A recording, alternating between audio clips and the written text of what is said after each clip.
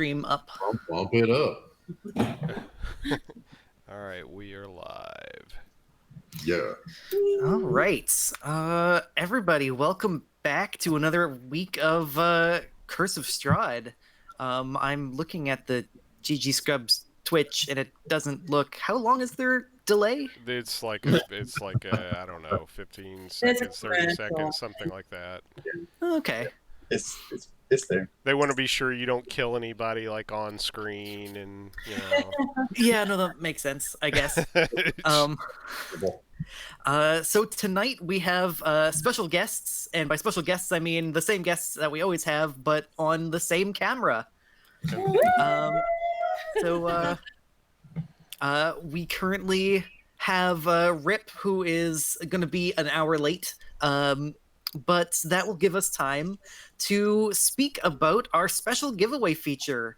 And to tell us about it, let me pass it off to Peter. Hey, all right, guys. So we are going to be doing a giveaway for a D&D 5th edition, an Arcana collector's edition book set. I think we've thrown it out on all of our personal social medias, but also on the GG Scrubs Twitch. We're on Twitch, Twitter, Facebook, and Instagram. I sure hope we're on Twitch. I think that's where we're at. Is this real life? I don't even know. So basically, if you're following GG Scrubs on Twitch, that gets you one entry. Follows on Twitter, Facebook, Instagram for GG Scrubs get you another entry.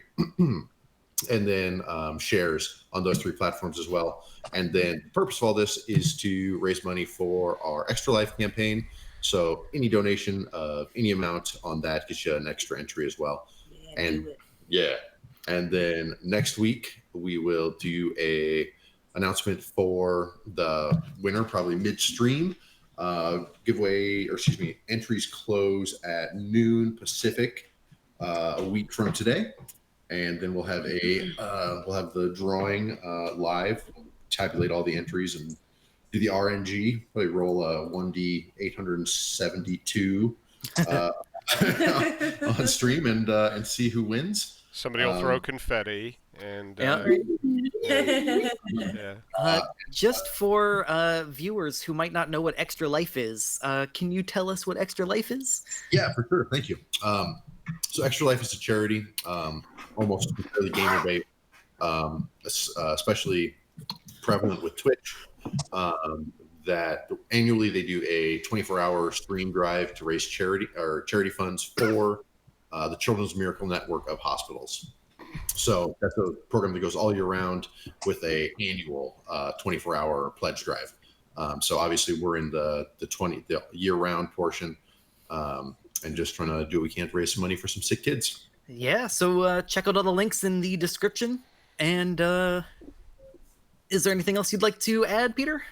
I think that's it. Official rules are up on Twitter and Facebook and all that stuff. And you should go look at the Art and Arcana set. It's really pretty sweet. So yeah, it's got it's got like one of the things in it is the cover of like the original for Dungeons and Dragons monster. I think it's a monster manual. I forget what he is. He's like a Gorgon or a Demogorgon, something like that. No. You're crossing the. But it's got some cool stuff in it. So like I said, we'll draw the winner next Saturday, and then the following Monday it'll be in the mail to a lucky winner. And all right. We may actually do some smaller giveaways to people that are in stream next week as well. Yes. So make sure you follow us. Thank you, Peter. Now, to reintroduce our casts. You know Peter, playing the Goliath Conquest Paladin Paavu. Kill all the things. We have Lindsay next to him, playing the half-elf shadow sorcerer Elphaba. Hello. We have Eric, playing the gnome land druid Fitter. Greetings and salutations. That never gets old. We have Sean, playing the half-elf glamour bard Rhivan. In the next to Peter, we have Katie playing the human open hand monk Corvus. Hi there, German pies. Oh, Lord. Pies. And Rip, who is playing the human Hexblade Warlock Zeros, will be joining us later. And welcome. He's just really stealthy. He's really stealthy. No mouth. Yeah. You did roll a really high stealth. And welcome to another episode of Tying Up Loose Ends, especially when loose ends are old ladies. Last time we met, our adventurers had just overthrown Vallaki's burgomaster, Vargas Valakovich, exiling him and slaying his evil wizard son. They chose Danica Martikov, an agent of the Keepers of the Feather, as the town's de facto leader, using Rhivan as the figurehead. However, there was one loose thread left, the noblewoman Lady Fiona Wachter, who they knew was in league with Strahd von Zarovich. Our adventurers, with the assistance of Guard Captain Ivik, broke into her home, but found it abandoned. The servants, her cats, and even her daughter Stella, who is cursed with madness, were gone. However, searching the basement, they found a secret room where Lady Fiona and her cultists were enacting an infernal ritual on poor Stella, transforming her into a devil with the hopes to cure her madness. Lady Fiona fought back, but was quickly defeated, stopping the ritual. Taking Stella away, Paavu removed Fiona's tongue, healed the wound, and ordered Ivik to put her in the stocks.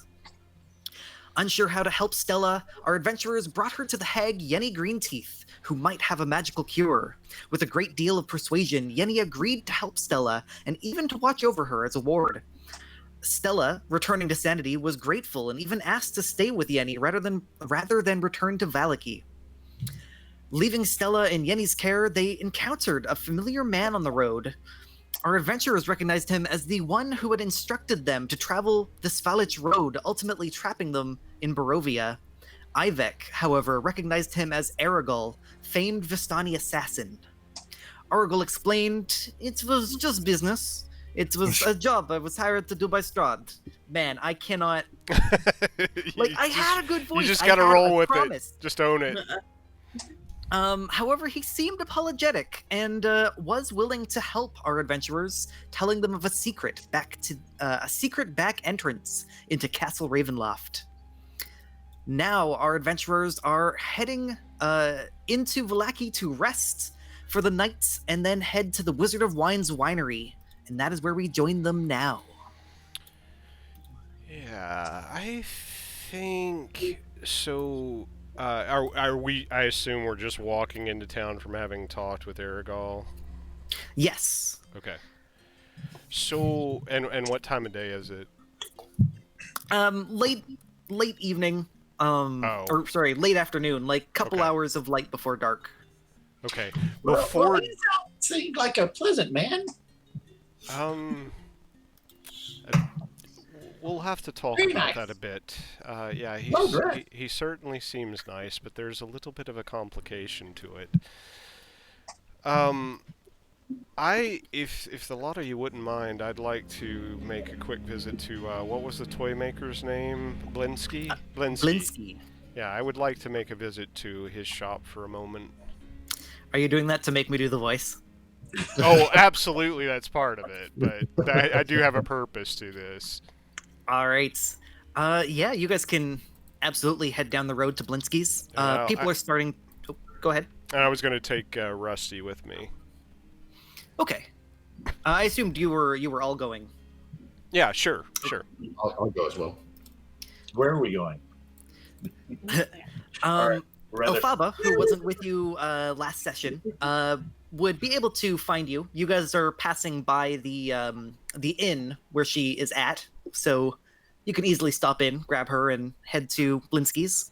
We're at the inn. That was at the end, after the library. Catching up on some wine. Or not I don't wine. consider it ever actually. I turned water. This will be interesting. So you get outside Blinsky's house. Again, it's a fairly worn down building. There is a sort of a wooden toy horse in front of the store with a big bee on it. You see a man, a very heavyset man inside the windows, busying himself with a monkey on his shoulder. I will knock and enter.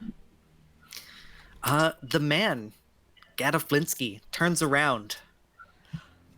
Duke Rhivan, hello! Greetings, my How friend. are you doing today? Doing well, doing well. I've got a request for you. Oh, yes, I have many toys ready for you. I think this might all- be, this You might need be toys. this might be within your skill set. It's a little bit of a stretch, but I think you have the skill for this. My skill set isn't toys. Well, this is sort of a toy. So, may I introduce you to Rusty? And I'll gesture to the animated armor. Oh, that's an interesting name. How did you come by it? You big guy? He looks up. We found him at a tower. He has joined the crew.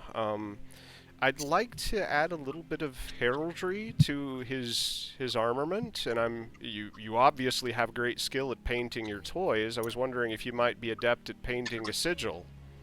Oh, yes, of course. This would be most well, would you be paying? Oh, of course. I wouldn't Oh, think of otherwise. course you would, Duke Rhivan. Thank you very much. What sigil would you like painted on him? And I'll describe the sigil which I have created, which isn't real, but basically the leaping fox across a shield of green and blue with a key in its mouth. Yeah, Blinsky, writes this all down. He's like, oh, yes. Oh, Piccolo, go get me the pink paint. No, the blue paint. Yes. I think Sky Baby Blue 003. Yes. Now, sir, can you, Mr. Rusty, can you take off your armor? You might have missed the point here, lad. He's he is the armor. Well, oh, yes, it's just like I am the hats and No. Blinsky. If you look in the visor, lad, you'll see what I'm talking about. He, steps up and is like, oh, you have no face. He's I could make a toy out of this. he's animated. Aye. Ah, yes. Foul magics, I think. I don't That's know. terrifying. I don't I'll know paint him about right away. Sorry, Yeah. I interrupted you. Oh, you're fine. You're fine. He's all right. He's not hurt anyone that didn't need hurting. Rusty just shrugs. Linsky is like all for this. He starts getting to work before you even pay him. He's got these little brushes and he's, painting. I don't know how better to say it. But he's quite happy. And I'll what rate do you charge for this? Oh, a couple silvers should cover the cost of the paints. I couldn't charge you much, Mr. Duke Rhivan, sir, because you just saved the town, didn't you? Well, I want you to do your best work. I'll slide him a gold. So, Thank you. so while all this is going on, Fitter is behind him, picking up different toys and starting to say, "Hey, what does this do? Hey, look at this!" And just Yeah, kinda you go around the probably find a. You said he's in the chat. You found a small animal toy. You find like a little sheep. But as you like play with the sheep and rotate it, it like Transformers doll into a wolf. Oh, See, Oh, really? I love this. I love all of this. really impressed. All right. So, how much for this? That guy's 9 silver. Okay. Just watch out your fingers on the teeth. They're sharp. Do you want it, Fitter? I'll get it for you. No, that's okay. I got it. Thank you. And I'll Do you give Linsky? yeah. Okay. I was worried like if you're just gonna steal from Linsky. No, no, Fitter's no confidence. So. Oh, I was going to try and help. So Blinsky is getting hard at work at your painting. You're noticing like he's doing it extremely fast for the amount of detail he's putting into it. You think he'll be done within 5 minutes. But before you get a chance to really stop him, he's slightly changed the sigil. Like it's a wolf biting a key, but the key is dented and maybe bleeding a little. Oh, it's a wolf biting the key now. Oh, Yeah, or is it a you fox? said a fox. Yes, A fox. Sorry, fox. Oh, that's fine. That's fine. Yeah, he finishes before you guys even realize he's done, and he's like, A key. Excellent. Well, I thank you. sorry, I got distracted by the a key. We may bring. There may be other items of this same design that I might commission you with as well. So keep the design at hand. Oh, of course, I'll copy it down right now. Takes a piece of parchment and like smears it on the front, makes a print of it. I'm particularly thinking, and if you can kind of think ahead about this, perhaps a banner of some sort that could be, or a flag, perhaps both.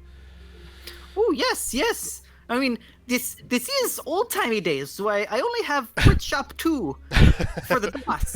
But I can definitely make you a banner. Yes, like the big standard. You horse, do. Yeah. Aye, exactly. Do you want the skull on top? I can put skull on top. Sure, by all means. Obviously. I Excellent. don't know if the skull is a good choice for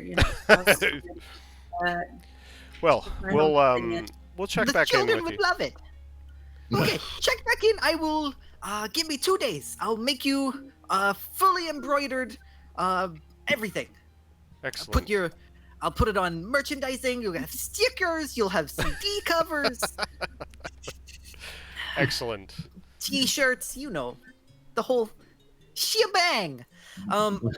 Please make me stop. Let me stop doing the voice. I love it though. Paavu will, after watching Rusty's paint get done, kind of walk up and, do you have anything that will stain armor more permanently? I'd like to change the color of my armor. I mean, this isn't an MMO, my friend.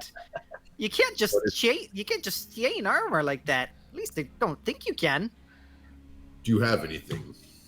I could paint it. The paint's pretty strong. Yes, that will do nicely. Red and black, I think. How long? 2 minutes, give or take. Beautiful. I'll say, that's a big piece of armor. 2 silver. I will flip in the coins and assume the position. He kind of looks at the coins and he's like, "Oh, Duke Rhivan gave me. Well, okay," and goes at he goes at it. You know, you're kind of like knocked back and forth a little bit by the paintbrush, but otherwise he's done without any issue. I'm He's terrified. like, "Now, don't get into any fights for the next 12 hours. Oh, it's No doomed. Oh, also, don't lie down. Stay T-pose. Right. Just that. I got it. Can he dab? If he does, the paint might stick and he'll be stuck that way. Also, be on his face. Fair enough. Well, Now, I'm just about to go to bed. Please let me go to bed. all right. Well, thank you again for your time. Oh no, it was no problem. Just don't come back. All right, we'll head back. He shuffles you guys out the door. The Piccolo, the monkey, waves goodbye. Oh wait. So as we head back, so Elphaba, I think we should probably update you a bit. We ran into somebody rather interesting on the outskirts of town. I think we're going to the manor house, not the inn.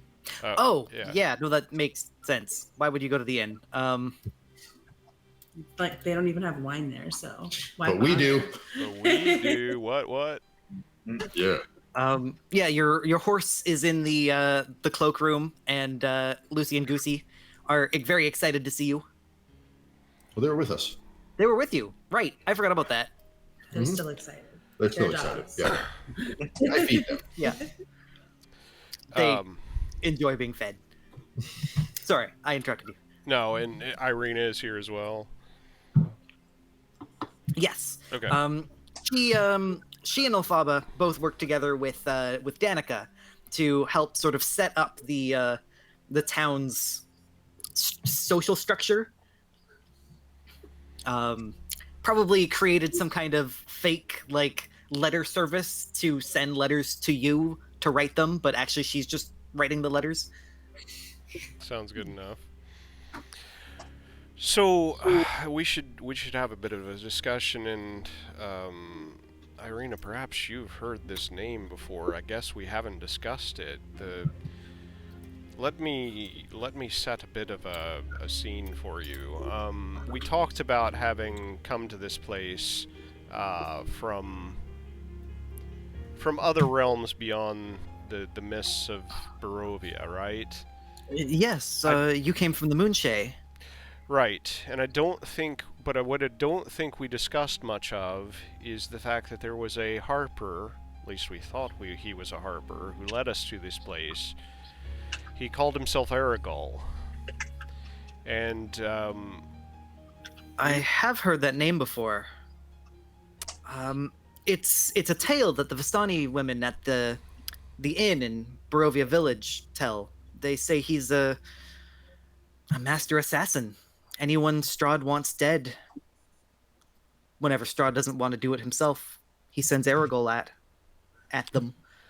apparently he's dissatisfied with that post, and offered his assistance to us. But he's the one that led us to this place to begin with. He apologized for that, but he said he would offer us assistance if we make a move against Strahd. I don't know how to take that. Fortunately, all I know about Aragol is rumors.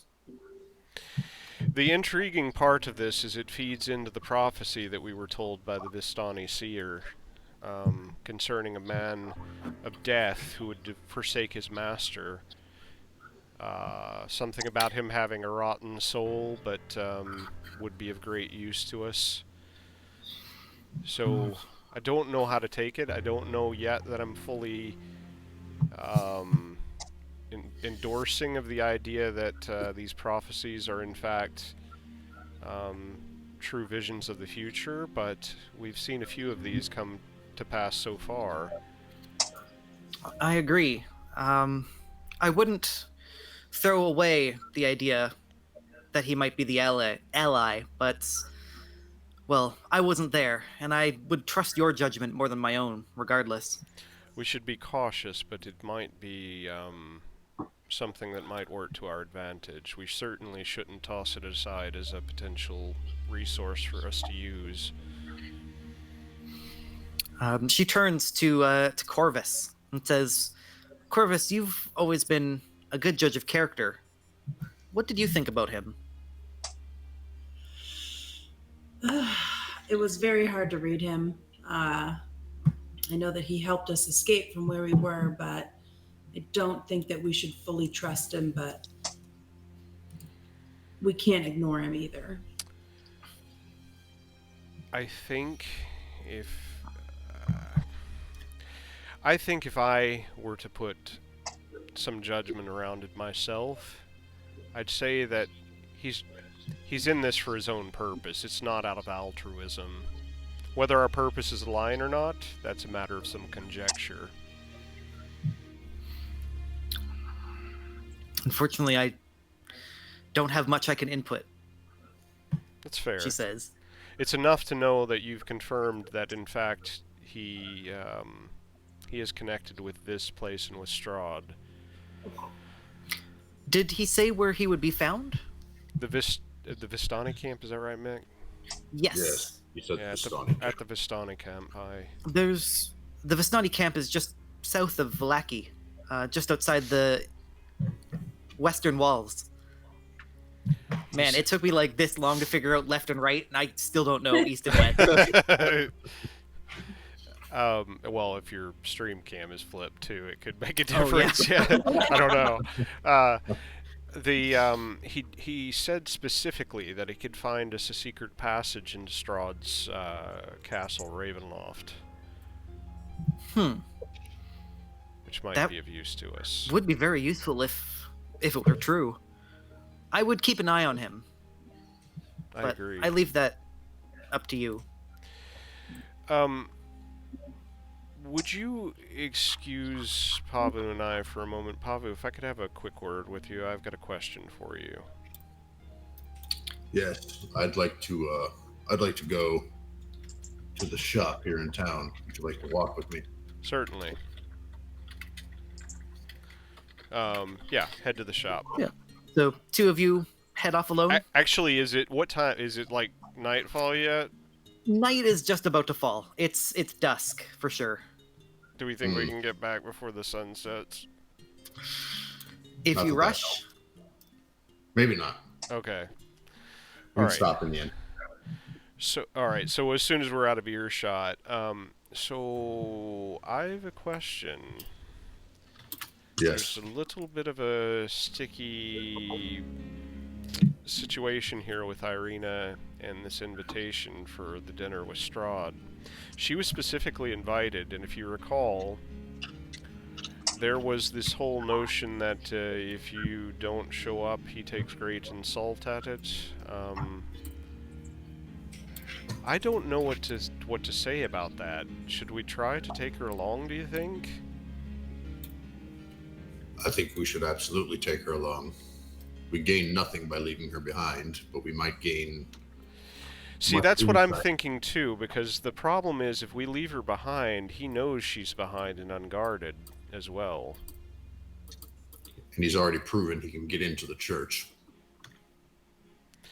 Alright, I just wanted a second opinion on that before I spoke my mind on it. If nothing else, you can force her to come. Her willpower will not resist you. Well, I agree. Alright. while those 4 are outside, do the rest of you have any? Or sorry, those 2. I guess Lucy and Goosey. They count. Do the rest of you have anything you'd like to talk about in the current dining room / war table? Yeah, I kind of want to lean over and look at Fitter and just. Did you hear anything about a secret passageway when you guys were there, or did anyone offer Secret what? Did anyone offer assistance to you or show you a secret passageway last time you saw Strahd? Oh, yeah, something like that. Yeah, we were in some trouble. My party and I. Some woman in these bright, shiny clothes came by and told us where to go, and before you know it, here we were. And then after that, you all got killed except you. Yeah, more or less. Yeah, so secret passageway, no bueno. No That's bueno. what I'm getting out of this. All right, thank you. Yeah, no problem. Yeah, we never liked the Vistani though, because we knew she was part of them, so we didn't visit them. We stayed away from them. Rusty realizes that Rhivan's not in the room and goes looking. I have a DM question. Yes. Last week we were looking through that book, and Yes. you had said that the handwriting was the same as the handwriting in Strahd's journal, Yes. but it was written by Vasily von Holtz. It was It signed was. It was Okay. signed by Vasily von Holtz. In addition, it was written to someone dated a good 250 years ago. by. Okay. No, I was thinking about that after the fact and wanted to make sure that I heard that correctly and that. Okay. Yeah. Good. All right. Well, we can head back in, unless you have something else that you'd like to discuss. Not at the moment. I think the dinner with Strahd will be illuminating. I think you're right. I look forward to it, to be quite honest. Our options may open up in interesting ways after that. I definitely agree on that count, my friend. The sun sets in your windows. You can see people lighting torches through other windows. Is there anything you guys would like to do before going to sleep? Drink wine. Sorry, drink wine? Yes, we should finish the little pony keg I've got of wine. Well, if you insist. I agree. I will procure the invitation, and Irina, one other thing. I didn't want to bring it up at an inopportune moment, and again, fair warning, this could be somewhat upsetting to you, but I think it's best to be honest with you about this. We received an invitation through Vasily. Someone help me out here. Yes, Von Holtz. Yes. Vasily von Holtz. From Strahd to a dinner party. I've heard rumors that he invites the visitors that interest him. It's not just the visitors. You should read the letter for yourself and draw your own conclusions, but I'd like to discuss it after you have. She takes the letter. And I'm going to study her reaction very closely. The letter, for those of you who weren't here last time, reads, "My friends, know that it is I who have brought you to this land, my home, and know that I alone can release you from it. I bid you dine at my castle so that we can meet in civilized surroundings. Your passage here will be a safe one. I await your arrival. Your host, Strahd von Zarovich." As Irina reads this, she doesn't look surprised. She just looks kind of concerned because she looks at the top of the letter and notices her name is written on it just as yours are. She also sort of flips the paper over and she notices at the bottom, and this is something that you guys noticed just now, in ink that is fresher than the ink on the front of the letter, is the words 3 days, or 3 days left. Interesting. That wasn't there before. I didn't realize there was a countdown timer on this thing. He has much power in this land. What happens if he'll go in 3 days? He probably comes to see us. He takes offense, we know that much. I don't see a reason why we shouldn't at least have a talk. But here's the thing, Irina. I understand this might be upsetting, and I understand the setting itself might be upsetting, but this is a chance to learn something about the man who holds us captive here. 1. 2, I've heard from numerous people that if he guarantees safety, then we should be safe. But the other thing is, I don't feel particularly good about the fact that if he knows, in fact, that you're here, and he does by the fact that you're addressed here in this letter, that you should be left unguarded and by yourself. You not going would ensure that he knows that you're here unprotected. He likes to play games, doesn't he? So it would appear. If I go, I'm walking right into his den. If I stay, at least there's a chance I'm not taken. But if you are willing to help protect me, I would be willing to join you. I would. I must admit, Strahd has tricked me in the past. As you know, he's bitten me twice.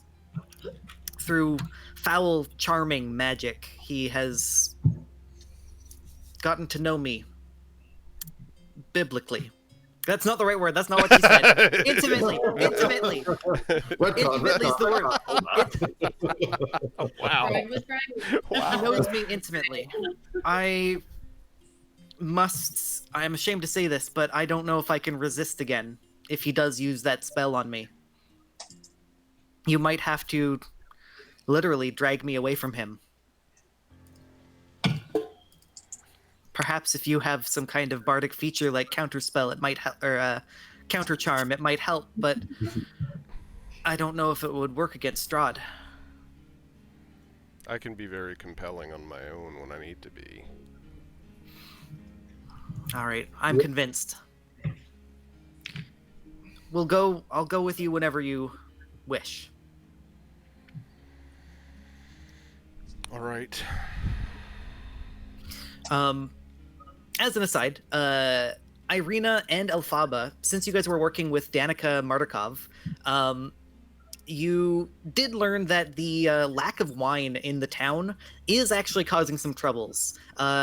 Based on what Danica has seen, a lot of people are starting to succumb to their depression and despair a lot more rapidly than before. And as Irina tells you this, you do think, when you got back into town, sort of just walking through the streets, there were fewer people out. Barely noticeably, could be coincidence, but it did seem a bit quieter. We should get that pie maker lady to come to this town. What's it with you and that pie? Let's get pies. Pies were good. I love eating children. So after I I thought learned, Rhivan had issues. It's- so after I learned some of this stuff, I decided to go to the little local library and do some research on Barovia. Can I share and did I learn anything? Can I share anything with the rest of the group about why maybe the lack of wine is forcing people to succumb to their depression? Yeah, I'd like you to make a investigation check. Okay. It's popped out. Investigate the shit out of those It's books. Ryan. I don't know where it is. There it is. Ooh, Bada bing. yeah, it takes you some time. The only library is actually the library in this building. Okay. The burgomaster previously had it. You do find a few entries that do mention that the Wizards of Wine Winery seems to be one of the few places that is not corrupt.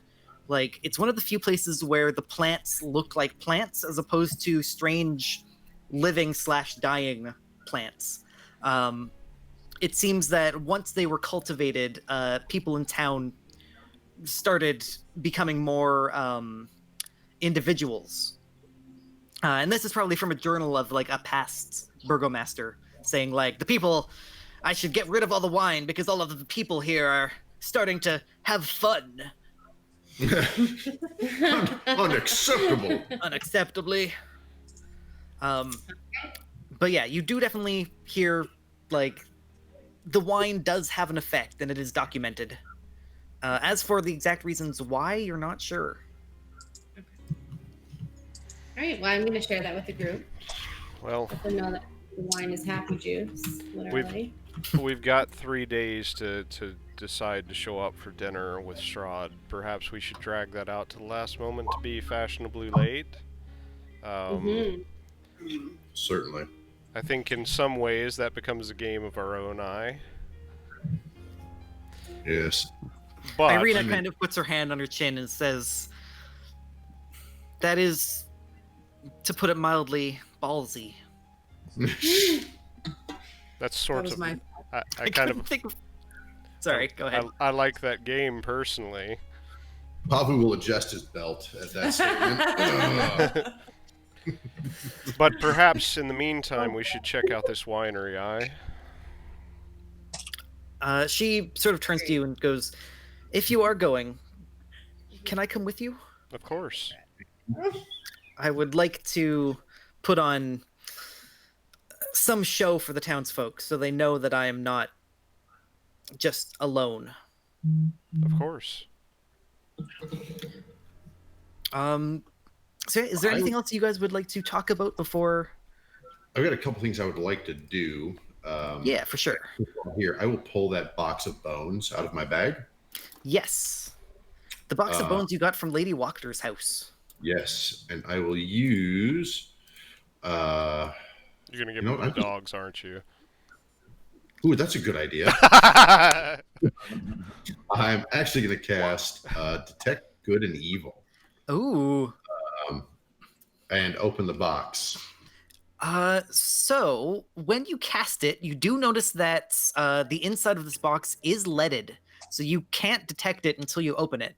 Once you do open it, you don't detect any evil.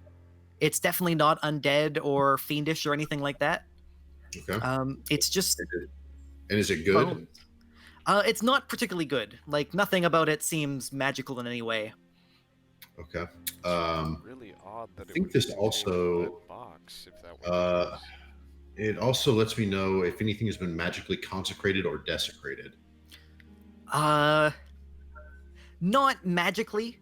You might think like, huh, whoever put these bones in this box was kind of a dick, but not like magical desecration. No. Okay. Then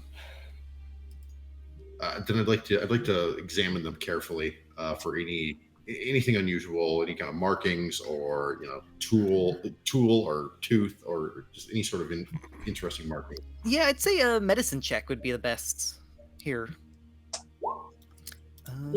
9. That's not bad. You can tell that whoever it was died a good 400 years ago. Like these are old bones. Let me quickly scroll to the right place. Why did they have to put the bones in such a far away? You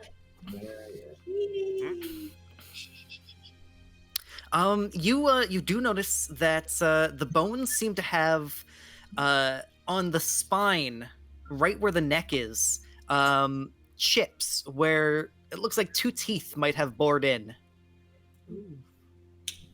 I'll toss the vertebrae over to Elphaba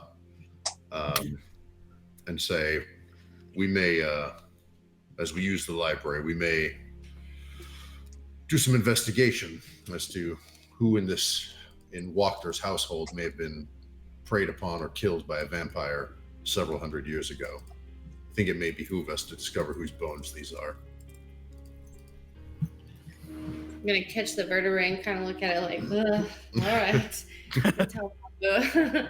I agree with him. I agree with you. We should definitely. What part is a vertebrae? I thought a vertebrae was like a single spinal bit. Right? Yeah. They said there are marks on the neck, part of the neck. Yeah. Oh, you mean like the vertebrae that was bitten into? Maybe it was maybe I threw her a clavicle. There's marks on the clavicle. I threw her the thing that had the marks on it. Yeah. Okay. It's a bone. It's a box full of femurs, like in a video game. A box full of femurs? No, I'm joking. Okay. It's like in video games when an enemy dies and then like 50 femurs just. Yeah. So you guys do have since night takes 12 hours before dawn, you guys can spend 4 hours right now just sort of researching by candlelight before going to sleep. You can also use that time to search the Tome of Strahd again. That I'm going to do. And Rhivan, could I borrow your assistance again? Aye, of course. I'll give him bardic inspiration. Okay. That's, what is that, an investigation? Yes. Good thing I did. And yeah. Is that a D8 now? It's a D8, yes. There we go. I think that's the best roll, yes. Not bad. 15. So you do decipher something this time. You find a passage that makes sense. It says, "The dark cycle of reincarnation has reached its limits. Across my realm are children born hollow. These subjects have but a scrap of the soul necessary to a mortal. Though otherwise ordinary, they are especially dour, fearful, and unimaginative. But of greatest interest to me is that I find no sustenance in their blood. Some vital essence is lacking. It is no more nourishing than sand to a thirsty man." Rawr, rawr, rawr. I will study this to pass the time. I am certain there are many disappointed and hapless parents in Barovia who may be convinced to surrender their hollow-born children to my care. Sorry, barking dog. Rip joined us. All right. Yay. While we set up, let's take a quick 5-minute break. All right. And we will set Rip up. All right. All right. Tell me when you're paused.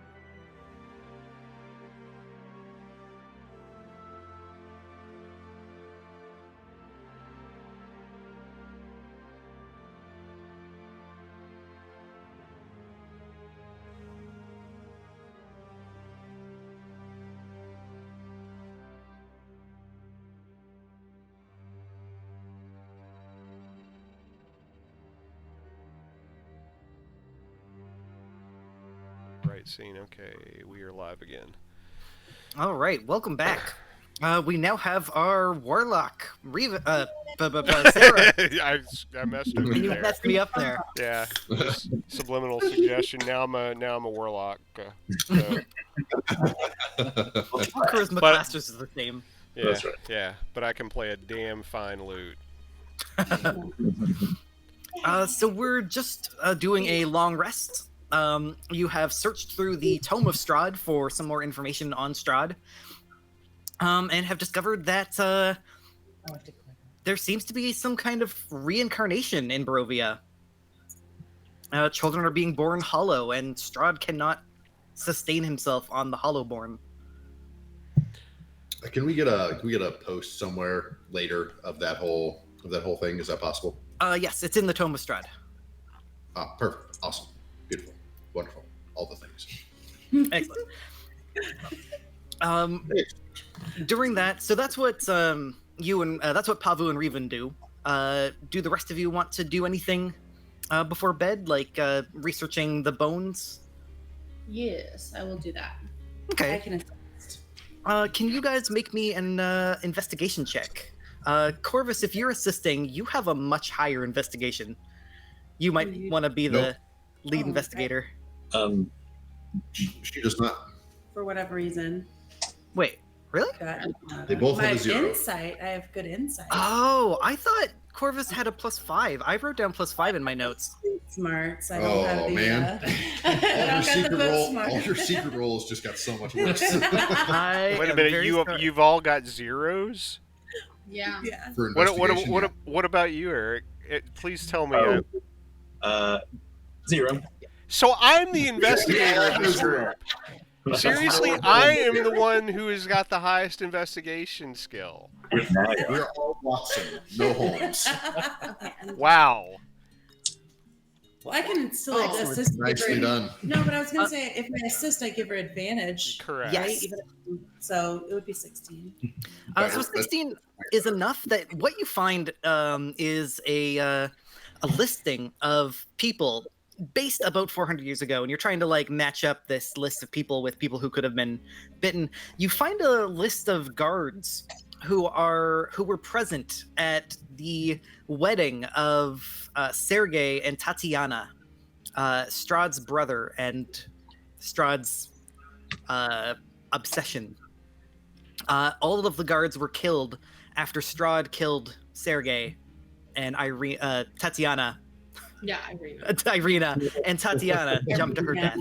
Right? What? I'm sorry. So these bones seem like they could be from one of those guards. Is it just the neck bones in this It's a box? whole skeleton, right? I mean, how big is this box? I mean, the skeleton's kind of like folded up. Like by now, it's just a pile of bones, really. Interesting. Okay. This lady was weird. Yeah. So has everyone done the long rest macro? No. Yep. I will. Yes. Let's see.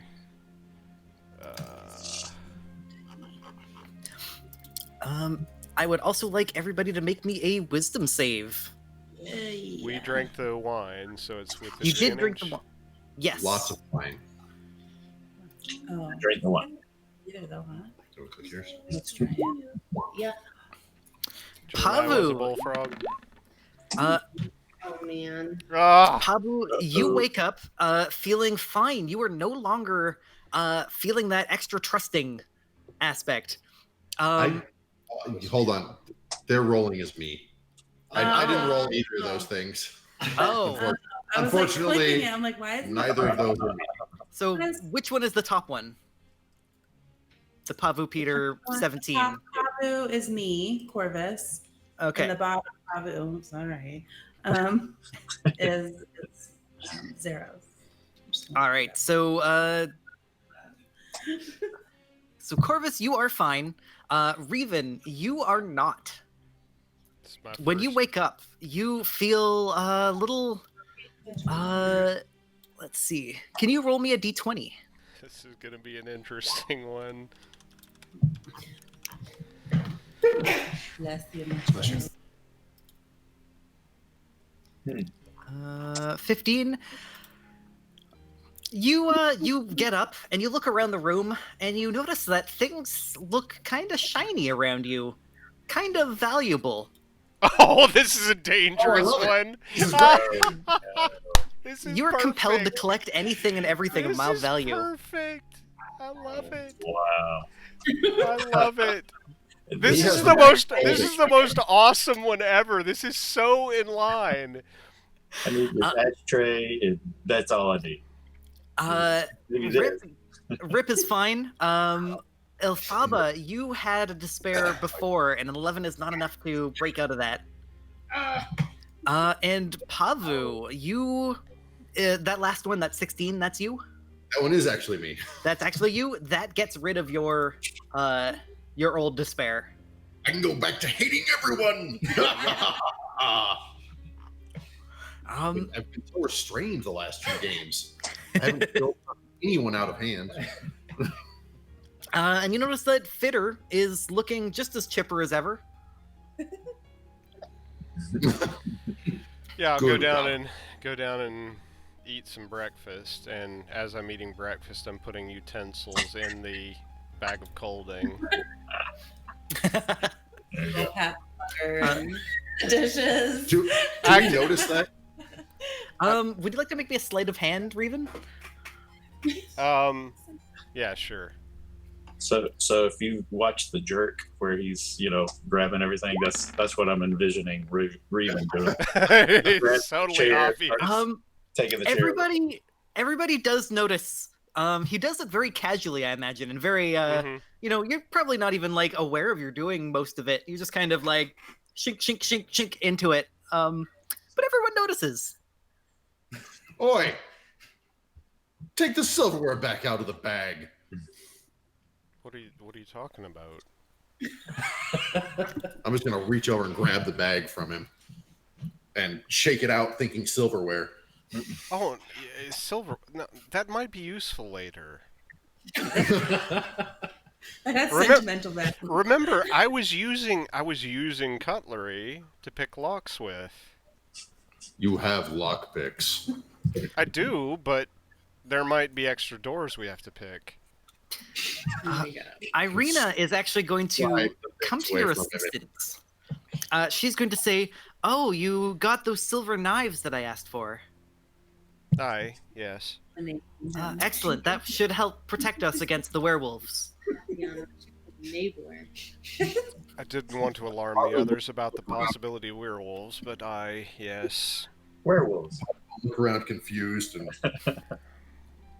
toss the bag back to Rhivan. Yeah, so you guys make up some breakfast in the kitchen. As an aside, I still have Victor's token on the GM layer in the oven. He's still going, oh, what a world, what a Was I world. not able to burn the bones down to splinters? Was I not able to get the fire hot enough? Oh, I'd say with enough work, Paavu can make it work. That's Probably right. like he can. divine smiting the bones, getting them down to nothing. No, I just Divine smite. I just never actually moved the token off of the GM layer. Yeah, the breakfast is warm. I don't know who cooks the breakfast. We summoned the servants back. Oh, right. Yeah, they are very nervous, but Good. I put them at ease. I try and counteract that. It's the good cop, bad cop thing. yeah, so you guys get served breakfast and ready for the day, armor on. Rusty is ready and painted. The dogs are raring to go. I've got a quick question before we set out. Zeros, I have a question for you. This has been bothering me for a bit. I was curious if you could answer it for me. What is it? When you had that conversation with whatever it was at the Amber Temple, can you describe that interaction to me? Are you talking about when I lost consciousness, or are you talking about my dream? Well, remember, we both compared notes. I'm pretty certain that when Delvin and I were both caught in that fireball that erupted from the wagon, that I was, for all intents and purposes, dead, and had a discussion with some entity of some sort.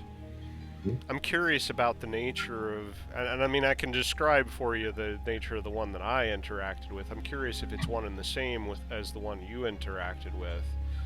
The one I spoke with sounded like it was male, but had a cherubic voice. Didn't seem very keen on barter, as it were. I didn't really see a face, but does that at all sound familiar to you? It sounds familiar, but the voice I have been talking to, that I heard was more of a booming voice. It wasn't cherub-like at all. It was more. It had presence, and it was. It seemed like it had power, and I saw the Amber Temple. But aside from that, I have to go there. Is the feeling I get and the message I was given. That's all I can really go with right now. It sounds like then we're dealing with more than one of these entities. Don't know what to make of that. It's possible. What is your like? I'm still not pleased with the situation I find myself in with all of that. I feel like still there are shackles upon me for that deal that was made. I'm not pleased by that.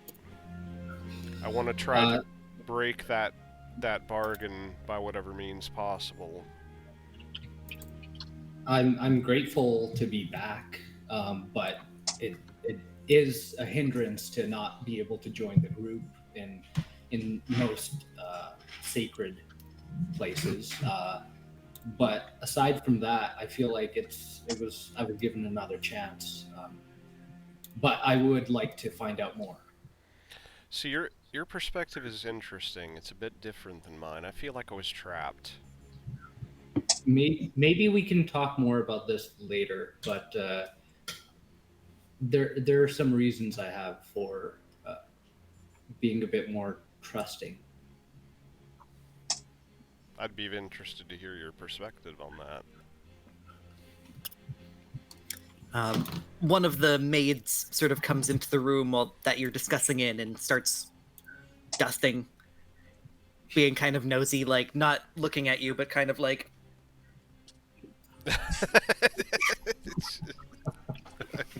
I'm gonna slam my palm down on the table and say, "Be gone, woman!" Yes, yes, Gov. My apologies. It's just a man in a dress. Rocking it. It's Strahd. Oh, wow. It's his cunning plan. So, Paavu, you said you wanted to go to the shop before leaving tomorrow? Yes, I would like to go to the shop this morning. Thank you for responding to the GM in character voice. Yes. Yeah, is there anything else you guys would like to discuss before heading out? I did want to discuss with the group if there was a way, because we know that Irina has been charmed before, if there was a way to get some kind of an enchantment or some kind of item that might help with preventing charms for her. There's not much in the way of magic in this place, but I will say that I have the ability to, if not necessarily a counter charm per se, I have my own wiles that I could bring into play if it feels like she is being persuaded by Strahd. Okay. We didn't find anything with Lady Walker, like a necklace of protection or anything like that. No, No, I nothing. think it's clear she was under the sway of Strahd. All right, well. Yeah, you set out into the foggy, misty morning. The town is quieter than usual this morning, but the rain has cleared up. You continue down the road to the general store, where it seems like only the wife is there. The husband isn't around, and she seems a little duller than normal.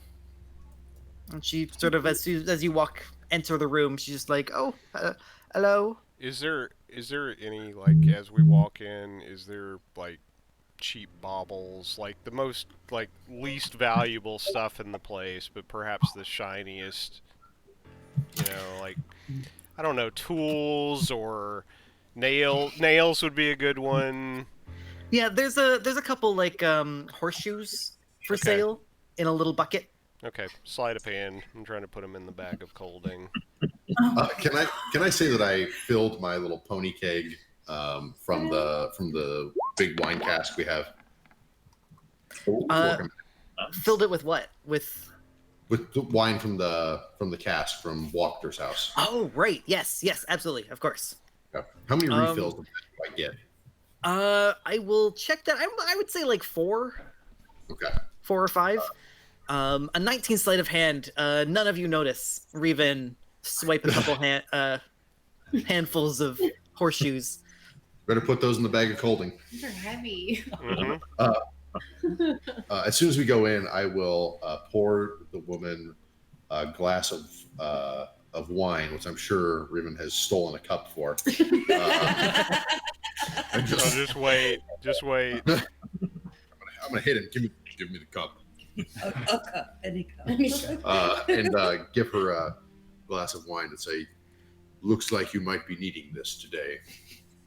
She kind of looks at it and she's like, "Oh, it's mighty early." What was her voice? It's mighty early there, Gov. We say Gov here now. It's quite early for that. It's never too early. Well, with my husband, yes, I shall. She eagerly takes it and, chugs it back like a pro. She's like, that was magnificent. Thank you very much for that. Is there anything I can do for you today? In fact, there is. I'm looking to take in trade or for coin some items we've recently come across. Oh, and I will pull out the items from the Walker house. Oh, yes, I see some of these. Well, I did hear that you locked Lady Walker up into the stocks, and I see here Lady Walker's family crest. I assume she won't mind. Let me put your mind at ease on it. Yes, her lands and her items are forfeit to the city. She was in league with the devil, and this coin that comes from this transaction will go back to benefit the city. Oh, well, that's so very kind. The Walker sons, don't they get all of this? Her whole family is tainted. Well, I will take them off your hands. I'm not sure how much I can offer, but perhaps I just need to wet my tongue again. She looks directly up at Paavu. What would the worth be to you if you wet your tongue again? Do I need to leave the room? Oh, well, I'll buy everything at cost. I will actually try and use my Heart of Darkness feature. Yeah, you look directly into her eyes, I imagine? Mm-hmm. As she's wetting her tongue. Say that again. As she wets her tongue. As she wets her tongue. Oh, you give her a second glass? No. Oh. No. She okay. She will begin to fear you. And you see like her happy, playful demeanor is definitely gone now. But she is kind of like, oh, yes, of course, I'll take all of this off your hands right away, sir. Is platinum okay? Perfect. I only have 3 platinum and 400 gold. But if it's going to the town, I guess I could buy all of it for that. Aye, it will. In fact, you'll be helping the orphans of the town. Oh, Well, yes. Of course, the orphans. 3 platinum and 400 gold is well short of the total value that you had listed there. That is unfortunately all I have. But you could make up for it with potions of healing. I would take potions in trade. How many would you offer to make up the difference? I don't actually know how much you're selling, to be honest. 700 gold worth is what? Okay, she'll give you an extra 6 potions of healing. Let me see. So what is that? It's 430, and potions of healing are worth. They're typically worth 100 gold in this shop. Otherwise, they're normally 50. 6 of them? Yes. Done.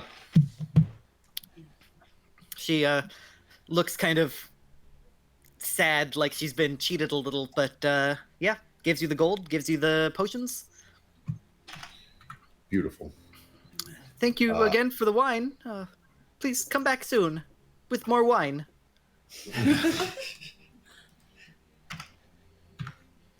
Is there anything else you guys would like to do in the shop? Nope. I'm going to give the rest of the party some money. Okay. Generosity? Please, sir. Oh, sorry. It's so much more intense in person. Thank you. Part of darkness. Please don't kill me electric tonight. So, do you want to divvy the gold up as you walk to the Yeah. edge of I'm town? gonna give, I will look down at Fitter and say, Goblin, do you have need of money or do you have your own? I've got a little bit. Yeah, I'm fine. Well, I like you. You can have some anyway. Oh, thank you. I will give Might buy some more toys. I will give each of the rest of the party, except Rhivan, who I've given money to previously, 50 gold. Cool. Thank you. You're my favorite goblin. And you're my favorite big bald guy. No, I gave Rhivan money before. I haven't given any of you the rest of them. Because I don't think Fitter knows what he is. So. Yeah, I don't know if Peter would know what a Goliath. I think so. Yeah. What? So the guards at the edge of town. Oh. We start with him. No, we don't. He gave. Oh, maybe he did. So we're talking about money over here. So the guards in the front of town are. Oh, sorry. No, nothing. Nothing. Okay. Sorry. The guards at the start of town sort of give you nods, especially to you, Rhivan. They sort of give a little half salute. I'll salute them back. They you can't really read their face based on hidden insight check. I'll do the whole, sort of smooth used car salesman. You guys are doing a great job. Keep it up. But- Thank you, While he kind of does that, I'm gonna use Druidcraft to kind of cause some wind to blow, kind of like the whole Fabio. Oh, nice. Kinda Nice. I love waft it. over, I like, love it. Yeah, I would say that they are very impressed at that. And they sort of, as you walk away, you can hear them whispering to each other. That's like, I didn't know he was so cool. You head back into on the Svalich Road in the Svalich Woods. I have Donkey Shane and my dogs. Yep, I assumed. Do one of you, and also one of us should take the other horse. Tim, should we get Tim We first? should get Tim. Okay. I'm going to go get Tim. Okay. A little Timbo Jones. Can we... Anything else we need to do before we go? No, I think we're good. All right. So you head back into the woods on the road. It winds, like I've said before, on this map, it looks like a single road, but it's actually a number of roads that sort of crisscross and snake around. And you have to spend at least a little bit of time navigating. Fitter has been in these woods for 20 years, so he knows exactly where to go. You track through these sort of horrible smelling plants mixed with rotting trees that are still standing, and you get to a crossroads where there is a signpost. The signpost reads, give me one sec. The signpost reads North Kresk, East Vallaki, and Southwest the Wizard of Wines. I assume you guys want to go southwest? Wines, yeah.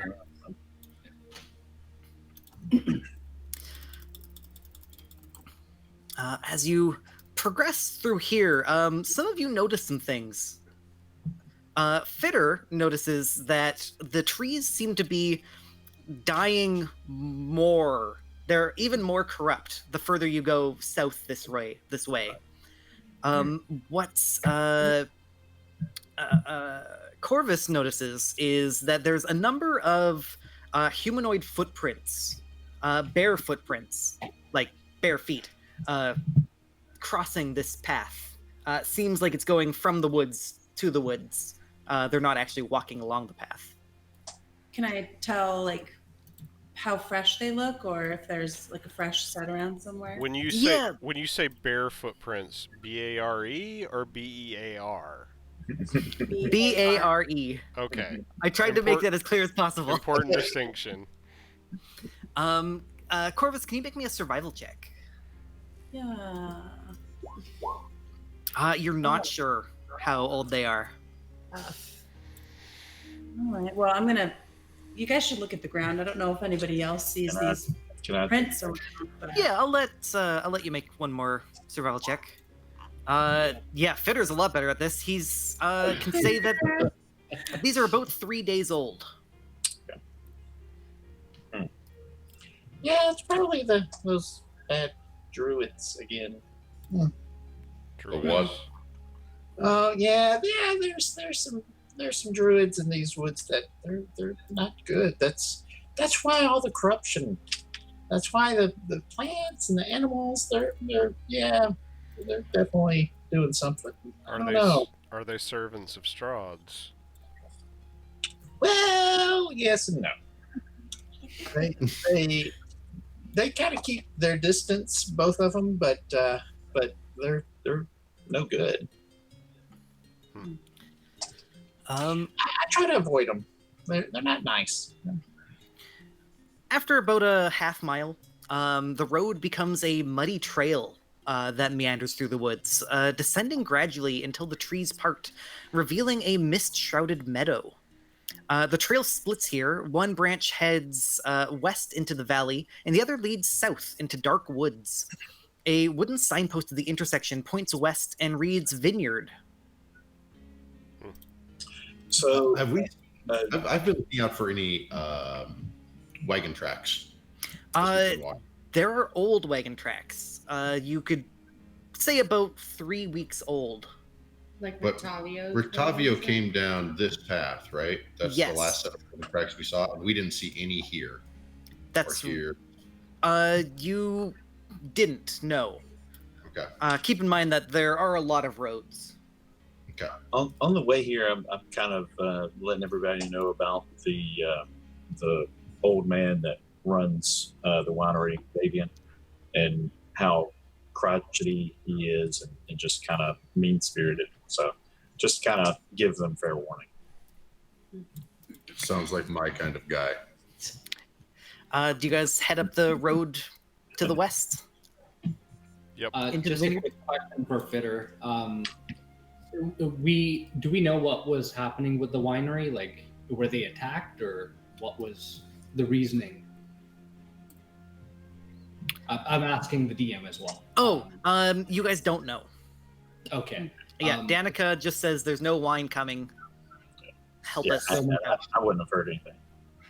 My question to Fitter would be if the druids, the evil druids, would they have gone after the winery for any reason, or? Oh, do it's they very possible. Yes, they're nasty, mean. But they, I don't know if they. I've seen them over in this area that often, so I don't know. That's a good question. Okay, that's all. Have they held temperance Westwood. rallies? What? Have they held temperance rallies? So you walk down the path. A light drizzle begins to fall. Unpainted fences blindly follow the trail, which skirts north of a sprawling vineyard before bending south towards a stately building. The fog takes on ghostly forms as it swirls through the vineyard. Between the neatly tended rows of grapevines. Here and there you see rope-handled half-barrels used for hauling grapes. North of the trail is a large stand of trees. Corvus, Rhivan, Fitter, and Paavu. You guys notice at the edge of the trees there is a man wearing a dark cowl and cloak, holding up a lantern, and he seems to be beckoning you with the lantern. His cloak seems to have little bits of silver or mirrors or something shiny sewn into it. Rhivan. So. Divine sense. The shininess. Oh yeah. Yeah. Oh, that's true. That's true, actually. Yeah. He's still quite a few hundred feet away. Approach him. Yeah. Yeah. I'll say, oh yeah, let's go over see what he's doing. As soon as we're within range, I'm going to use that. Yeah, before you get into 60 feet, Fitter, you're able to recognize Davian Mardukov. Oh, uh-oh. It's okay, Doc. It's okay. It's okay. Calm down. Calm down. It's okay. Oh, All right. Doctor, control your That's animal. your story. I'll see you later. So you see a old crotchety barefoot man. He beckons you. And you guys get to the sort of the edge. Your divine sense detects nothing strange about him. Or desecration, consecration, anything like that. But you do notice that there is quite a few more ravens in this stand of trees. And in fact, you start noticing other figures in there, and it looks like a young man, a young woman, some children, maybe like 7 and 8 years old, who sort of meekly peek their heads from around trees to watch you. They're all dressed very similarly to Davian. Davian says, that little goblin's come back. I kind of Paavu will just laugh uproariously at that. So, No. who the hell are you? I'm Duke Rhivan, and speak up. These are. I am Duke Rhivan. Yeah, shh, quiet. You're gonna scare the blights. I am Duke Rhivan, and these are my compatriots. Dukes, huh? What's a duke doing at a winery? He seems to be spending a lot of effort to interrupt you the moment you speak. I'm going to start circling around behind him. The family sort of gets a little scared, and Good. they sort of push back into the forest. Davian kind of just looks up at you, forgets about Rhivan, and is like, Oh, the moment he turns his attention away from me, slide a hand to take one of his mirrors. Yeah, go ahead. Yes. 16. You snag something off that's like hanging by a couple threads off his cloak. He doesn't notice. But you do notice that a number of the ravens sort of bristle a little bit, like flap, as they're staring at you. But Davian doesn't seem to notice. He sort of looks up at Paavu and he's like, "What kind of man monster are you? Big gray skin? Yeah, humans are for humans. Nope, that doesn't make sense." I'm going to try and reach out and grab him by the skull. Lord. He's going to take his little staff and try and fend you off. I'll have you make me a strength check. Just straight strength? Yeah, I assume it's basically a grapple check. So athletics. Athletics. That's way better. Yeah. Yeah. Way better. You grab him on the head and he sort of is shocked. You hear everyone in the trees gasp. You will keep a civil tongue in your head, or I will remove it. I've seen him do it before. You should probably listen to him. That was yesterday. He glares at you, glares up and goes, "You wouldn't dare." I'm going to reach into his mouth and try and grab his tongue. He clenches his teeth shut, but he doesn't have many teeth left. So instead, he's going to stick his tongue out and try and lick your hand, like, ah. I'm going to attempt to grab it. Yeah, make me a dex check. You now have herpes. I'll say 11 succeeds. The young man from behind the trees pulls out a crossbow and trains it at your head. Wait. This is Let him go of my father. This is starting off on the wrong foot. You I don't think say. this can be resolved. Look, Get him to let go. Paavu, please. Let's. Will you keep a civil tongue, old man? I will keep no tongue at all. Look, you will. Suggestion. You will keep a civil tongue. I won't keep any tongue. Yeah, Our business is over. No, hold on. Suggestion. He will keep a civil tongue. Yeah. He will make a wisdom save. He is a crotchety old man, so he has a good wisdom. He gets a 14. What is your DC? That is a 14. So he resists. Ooh, saves a 14? Yeah. And now you're casting magic on me. I'm trying to keep you safe, lad. I'm trying to make this an amicable conversation. You're making it difficult. All we want to do is try to resolve a problem. People in town are suffering for lack of the wine. We want to try to resolve that. Can you let us know what's going on here and how we can help? He just continues to stare at you, mouth shut. His mouth's not shut. I'm holding his tongue. He just glares at you. He doesn't say anything because his tongue is being held. Look. I'm holding up my hands, particularly making a show so the ravens can see. Like I'm trying to diffuse the situation. Are you holding the mirror? No, that's long since gone into the pack. Secret it away. Look, we've been talking with Danica and with what's her husband's name? Suddenly, I am drawing a blank. Erwin. And Erwin.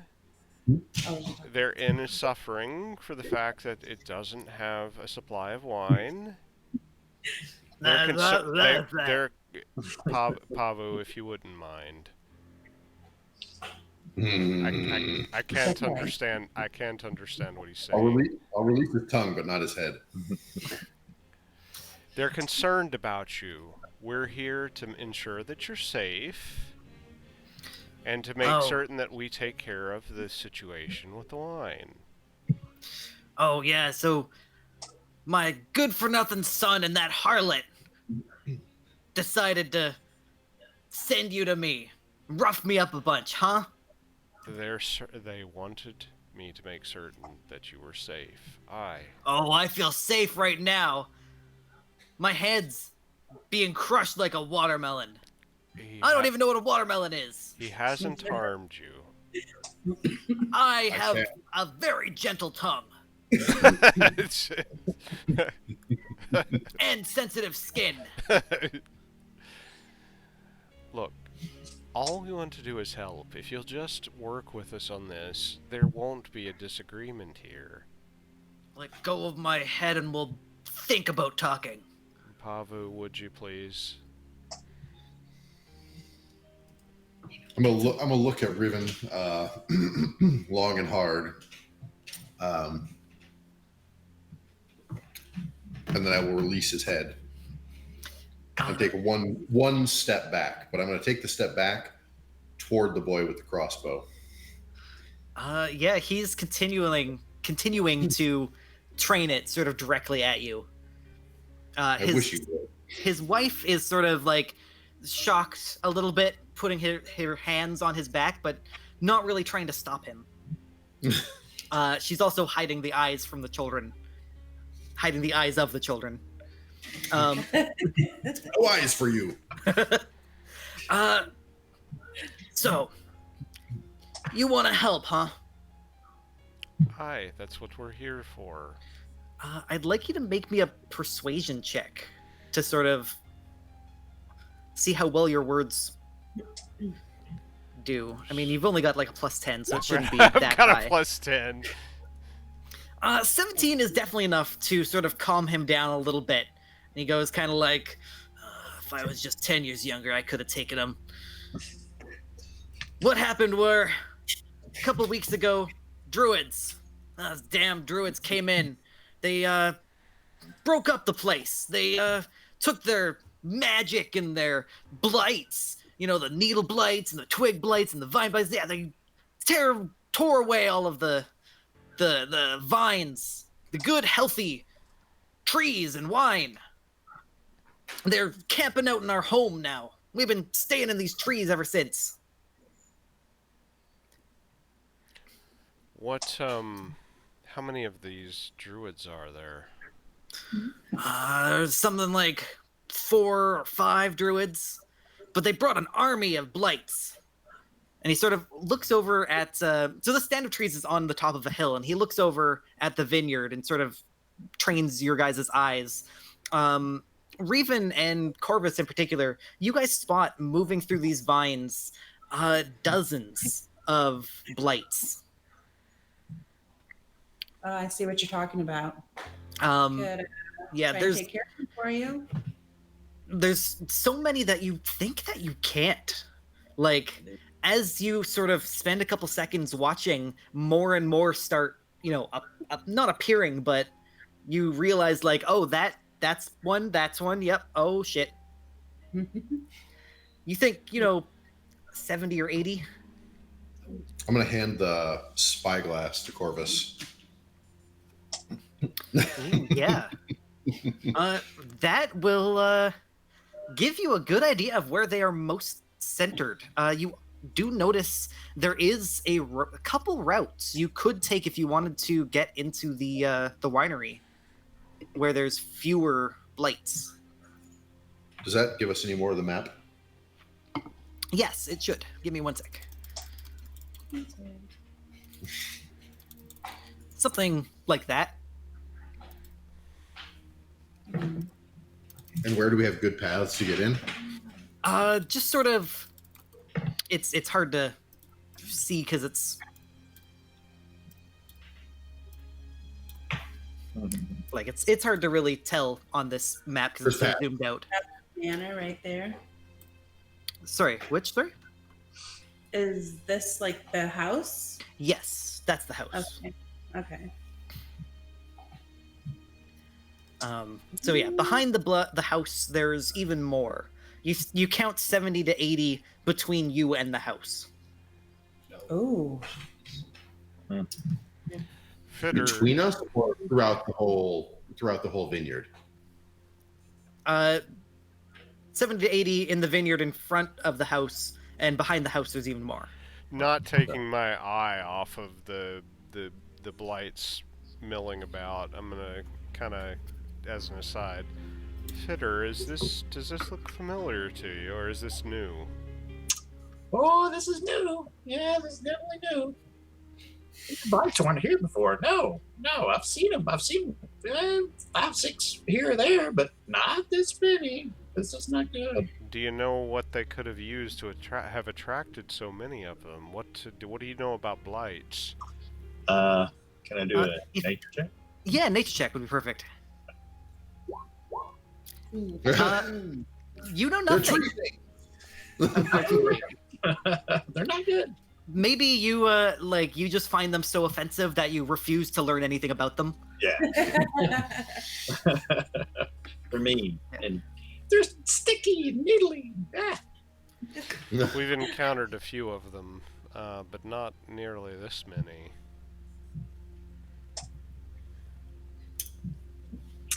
Yeah, we'll have to deal with the druids, I think, for sure. Because I can't handle all these. So Davian goes, well, that's our problem. All the wine's in there. We're out here. I'm an old man. We've only got one guy. Well, for future reference, you could start off with the being more accepting of help. Yeah, I bet. Next time you walk up, you might not want to kill an old man. We weren't going to kill you, lad, but you could have been a little bit more civil. Don't call me lad. I've had more lads than you've been born, lad. Nope. The man behind is like, Dad's having a stroke.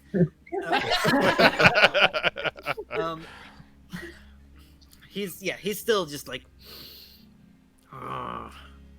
So. How many people are in the underbrush?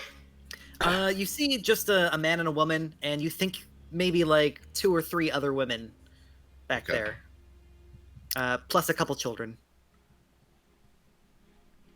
Is there anyone trapped? Can I ask maybe the son, since the crotchety man seems very crotchety? Yeah, the son still has the crossbow trained at Paavu, but he's like, no, we did have 2 horses in the stable that we couldn't save. I'm hoping they're okay. All right. Well, does anyone see a way that we could perhaps get past some of these things, or a way to perhaps distract them? Does anyone know what attracts these things that we could perhaps even lead them off of the path? What's the nature of these things? Are they magical? Or are they? They're Who might know something about plant them? creatures. I could say one other person can make a nature check, other than Fitter, who has no idea. I will give bardic inspiration to somebody that might want to make that roll. Rip and I are both 0, so. I am too. Are you all at 0? Am I the second best nature person? Seriously? No You one guys put are any points awful. into intelligence. You guys are awful. No one needed to, because we had Delvin Delvin, We had who a had skill key. I can't and see. all the skills. You roll a d8. I rolled as Paavu. That's why. Doesn't matter. You have the Whoopsies. same modifier. All right, we'll add a d8 too. Oh, Oh gosh! So No. you know that the twig blights are weak to fire. They don't like fire, though you're sort of looking at the vines, and even though they're dead and dying, they seem to be covered with a weird slime. You don't think they'd be particularly flammable. So this sort of investigation step, you do notice flying above the vineyard, there are quite a few ravens sort of watching over. This is effectively a skill challenge to get into the winery. Are there ravens within, I don't know, within easy earshot? Definitely the ones in the trees. I'm going to speak with small beasts. Yeah. Yeah, I forgot gnomes can do that. Hey, you up there? What's with all the blights? Druids came. They took over. They didn't give us any seed. Chased us away. What are you doing here? Well, they have seed. Seed. Oh yeah, that's true. They do. Yeah. A lot of the blights there, they tend to clump up. So if we want to get any like grape seeds, we gotta make sure that we swoop down when there's none there. You seem like a nice guy. If you want, I could show you. Oh yeah. Please, yeah, I'd like to see. Yeah, they tend to avoid that. He kind of like takes his beak and like that one over there and that one over there. They avoid those roads. Oh, okay. Over here and over there. Okay. All right. Great. And I'll relate that to the party. Okay. With Corvus's previous sort of perception check, you guys do plot out a good road that you think is relatively safe. It at least only has a couple blights on it that you'd have to sneak past. And in addition, Fitter, you know of the back entrance to this winery. Yes, I do. Yeah, if any of those paths lead to that, I can definitely show. Yes, there is one. It's sort of you basically gets you to the front of the house, and then you weave around back. Okay. So because this is a skill challenge, once you guys leave the safety of this stand of trees, you guys will have to make enough skill successes before you get any 3 skill failures. So, yeah, Davian kind of looks at you expectantly, doesn't say anything, but kind of like nods towards the house. All right. Well, shall we Let me know then? when you want. I'm gonna Irina is gonna say, perhaps me and Rusty should stay here. He's not very stealthy, and I would not survive a fight. That's fair. Rusty, watch after the Lady Irina. Perhaps not being on horseback is a good idea. I would agree with that assessment. I will leave Donkashane, but I'm gonna bring the dogs. Sounds good. Before we leave, I'm also gonna at the kid with crossbow. You're gonna do what? I'm gonna Flinch at him. Oh, make me an intimidation check. Oh god, I hope he gets a critical failure and he shoots me. Oh no. He makes a wisdom save. Where are we? I'm gonna fucking destroy this kid. He flinches, definitely. Flinches so hard the crossbow bolt that's loaded in pops out. I laugh, I pick it up, and I snap it in half and toss it at him. Davian Murdakov spits on the ground. So do you guys wish to begin your assault on Castle Winery? Yep. Do it. Indeed. Castle Grape and Loft.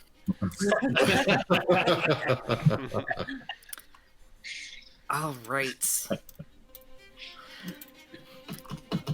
As your boots break the boundary of this crumbling vineyard, you hear the rustle of dead vines all around you. Inhuman shapes emerge from the vineyard, their limbs crackling as they trudge forth through the mist and rain. 1 dozen, 2 dozen, there are too many to count. Fighting clearly is not an option. You can either flee from the scene or make a mad dash for the winery. Assuming you do so. Mad dash. Mad Yep. dash. Mm-hmm. You tear your way through the vines, making a beeline for the building at the center of the yard. Above you, a pair of ravens squawk and caw as they circle the air. All around you, you can see dark shapes rising between vines and fence posts, their needle-covered forms lurching towards you. What do you do? I assume this is kind of the same format as their escape from the house originally, so we do skill checks, is that right? Yes. Okay, so the first thing I'm going to do is take like a bit of like a stone or something from the ground and like throw it off to somewhere away from us. I'm going to do a deception check. Yeah, for sure. Oh, perfect. It lands on the ground and lands in a bucket in such a way that it sort of echoes around, drawing everybody like away from you. It hits the bottom of the bucket and says like, "I'm here."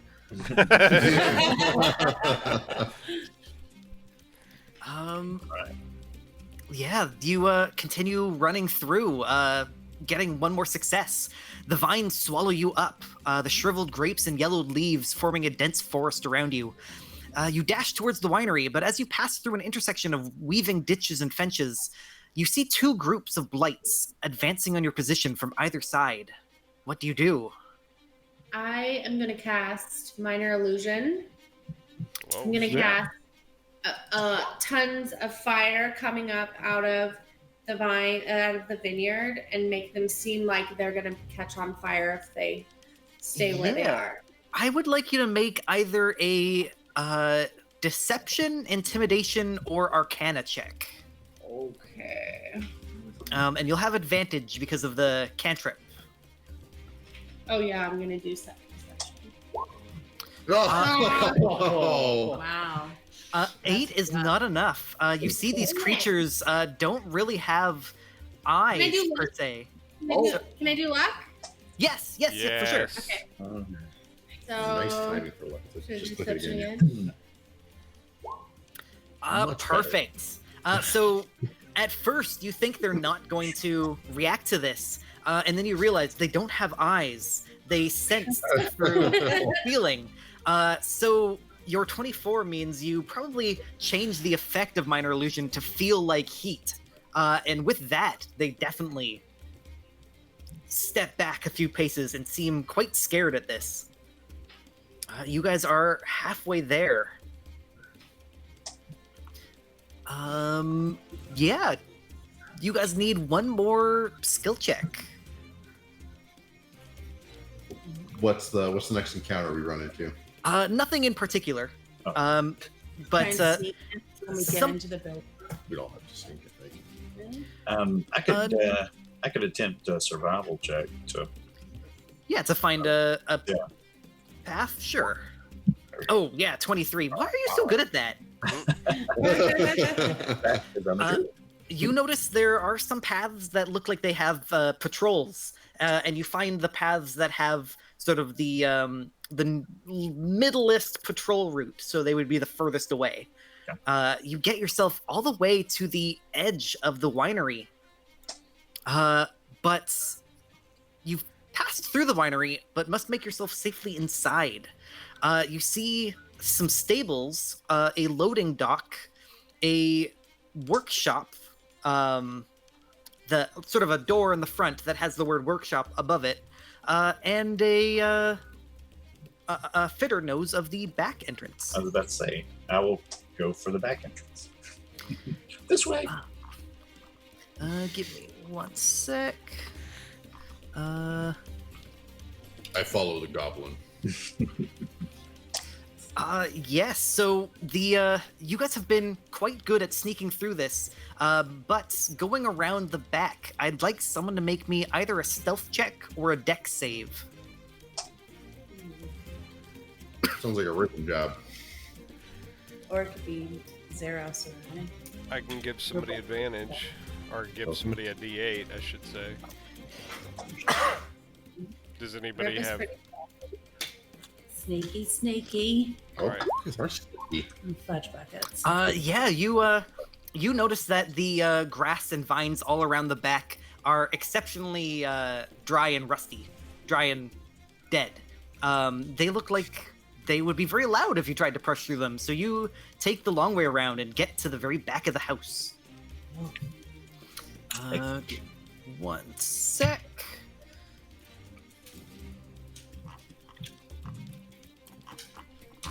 Where are you guys? You guys are here. It's so dark in here. Yeah. Oh, can you guys see? Nope, it's all black. Can't see nothing. It's all black. Give me one more sec. I've got dark vision. I don't know about that. I can see in darkness. I have dynamic lighting turned on. Are you? Oh, I haven't got you on the freaking map.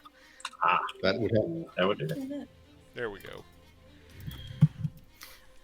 And Dinky Shane is not here. The dogs are with you as well. I will put their tokens on in a moment.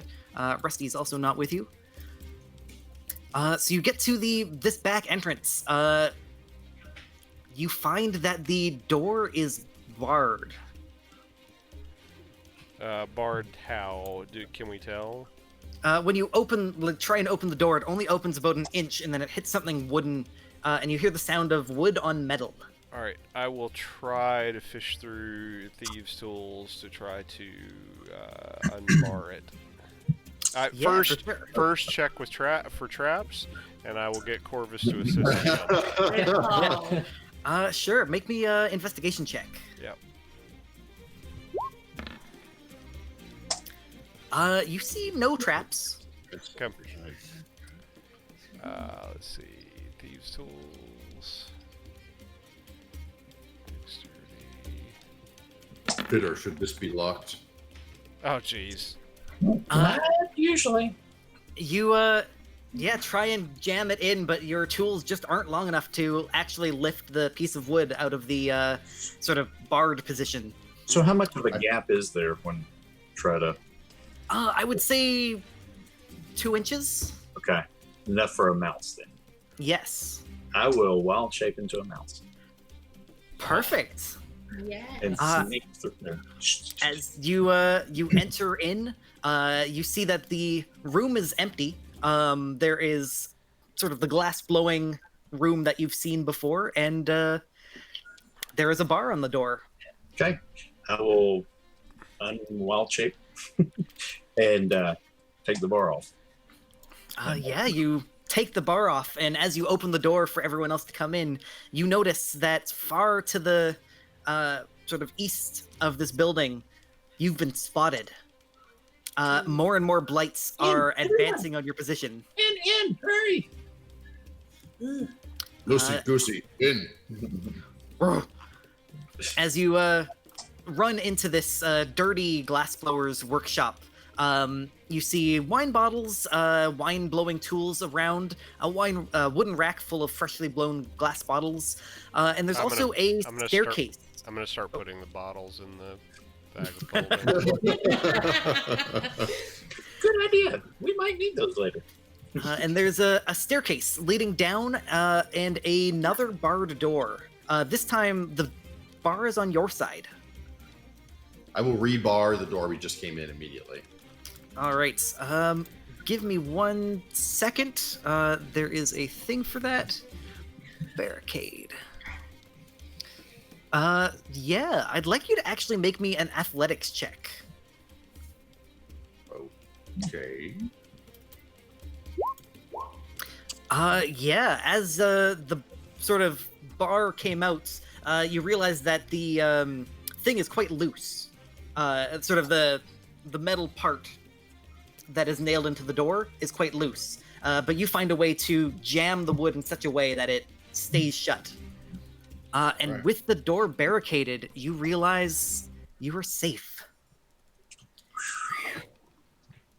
I'm going to take 2 of those bottles that I see Rhivan trying to pocket and put them directly at the edge of the door so that if somebody forces the door, they will knock over. Yeah, sounds good.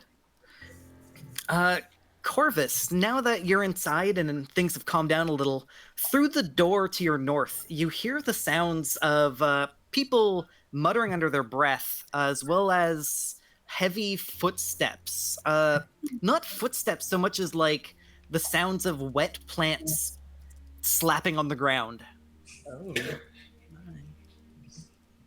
The voices that you hear, you cannot understand their words, but Fitter does. They are speaking Druidic. They're just saying things like, "Okay, you go over there. How's it going up there?" Okay. So do they seem like they're aware of us then? No, they don't. Oh, okay. They seem quite calm. Okay. I'll kind of quietly say, I don't think they know we're here, but they're talking, and well, I'll let you know if I hear anything important. What's that sloppy sound? Do you know what that could be? Druids, yeah, it can be kind of weird sometimes. Fair enough.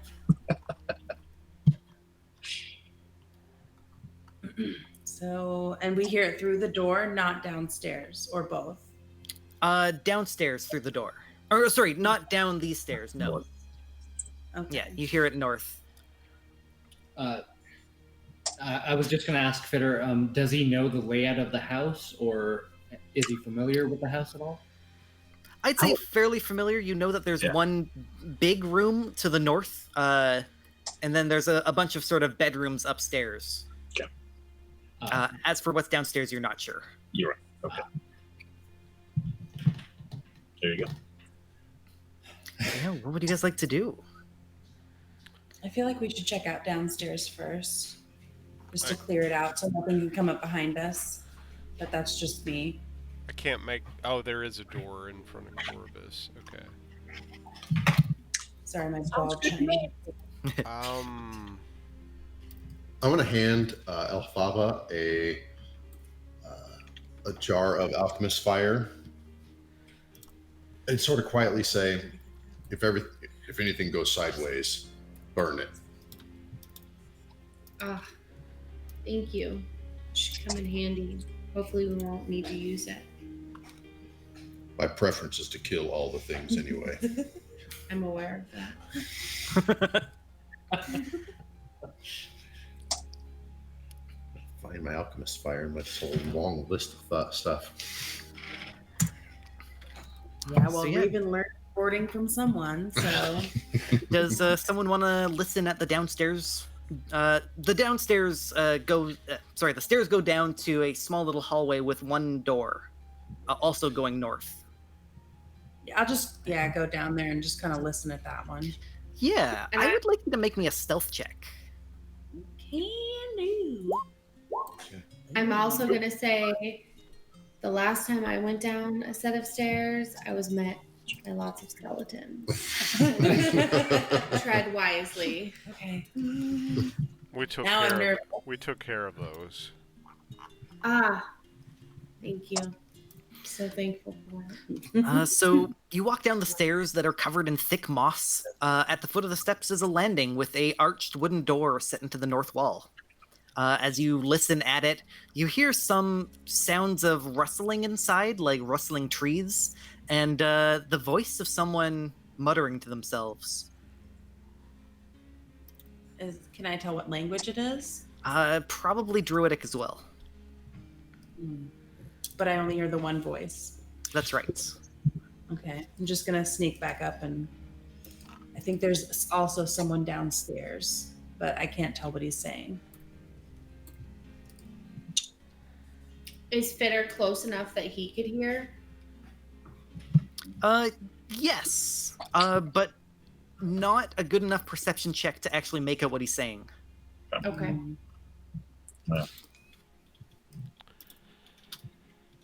I don't think with the fact that There are doors involved here that we're going to get through this without a bit of a fight, so... Perfect. We can go in and see what happens, but I don't even... Do you think we should go to the north door or downstairs first, I guess is the question. We just heard one voice downstairs, That's right. So I don't could take... relish going downstairs and being trapped. I agree. Well, then we could take the top. I suspect that I'm going to have to use an ability in my Arson. set of skills, as it were. Remember, and I don't even remember what word I even said I was going to use with this. So Light show. Disco. Disco. It was Disco. Okay. If I say the word disco, then be sure to avert your eyes. And again, role play only. I know that has no real bearing on the actual use of the spell, but I would allow an advantage on the save. okay. Because you are spending extra time to make sure that happens. That works. So yeah, who would like to open up this door? I will first check it for traps, again with Corvus assisting. Yeah, for sure. Give me an investigate. You are confident. No traps on this side. Alright, is it locked, and I'm just gingerly checking? It's barred on your side. Oh, okay. Then I'm lifting the bar and Yeah. very quietly and peeking through before we barge in. Yeah. Make me a stealth check. Yep. Stealth. Yeah, nope. The door opens and you're peeking out to make sure no one's there. But it bumps into a wine barrel, which makes a sort of a loud thump. This room, the rich smell of fermenting wine fills the large 2-story chamber, which is dominated by 4 enormous wooden casks. Each one is 8 feet wide and 12 feet tall. There's a wooden staircase in the center of the room that climbs up to a 10-foot high wooden balcony that seems to cling to the wall directly above your door. Stacked against the wall are empty barrels with Wizard of Wines burnt into their sides. And underneath these side balconies are several doors, some of which hang open. Looking up on the rafters, you see a number of swarms of ravens that have quietly gathered. They watch you with great interest.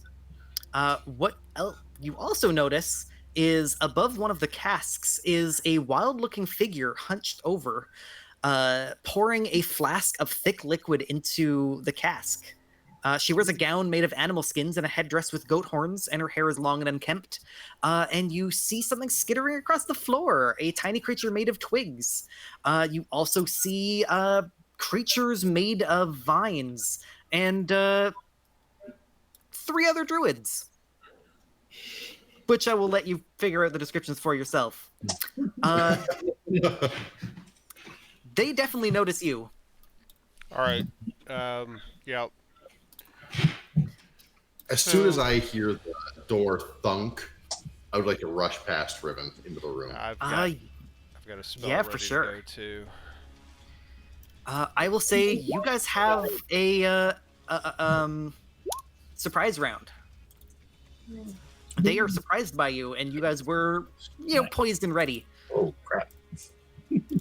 Fitter, you are the first one to react when you hear the boop. Okay. Leave a message after the boop. Well, now. All right. I don't want to go rushing in because that's not what I do. I hear only fools rush in. There you go. Exactly. Wise men say that. I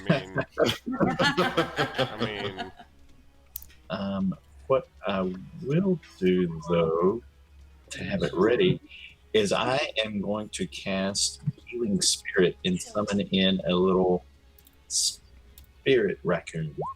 Nice. Yeah. I like it. So it makes fits in a square, I believe. Yep. It. So I'll have it. I'll put it in the same square as Rhivan right now. Okay. And I'll be able to move it as a bonus action every turn. Yes.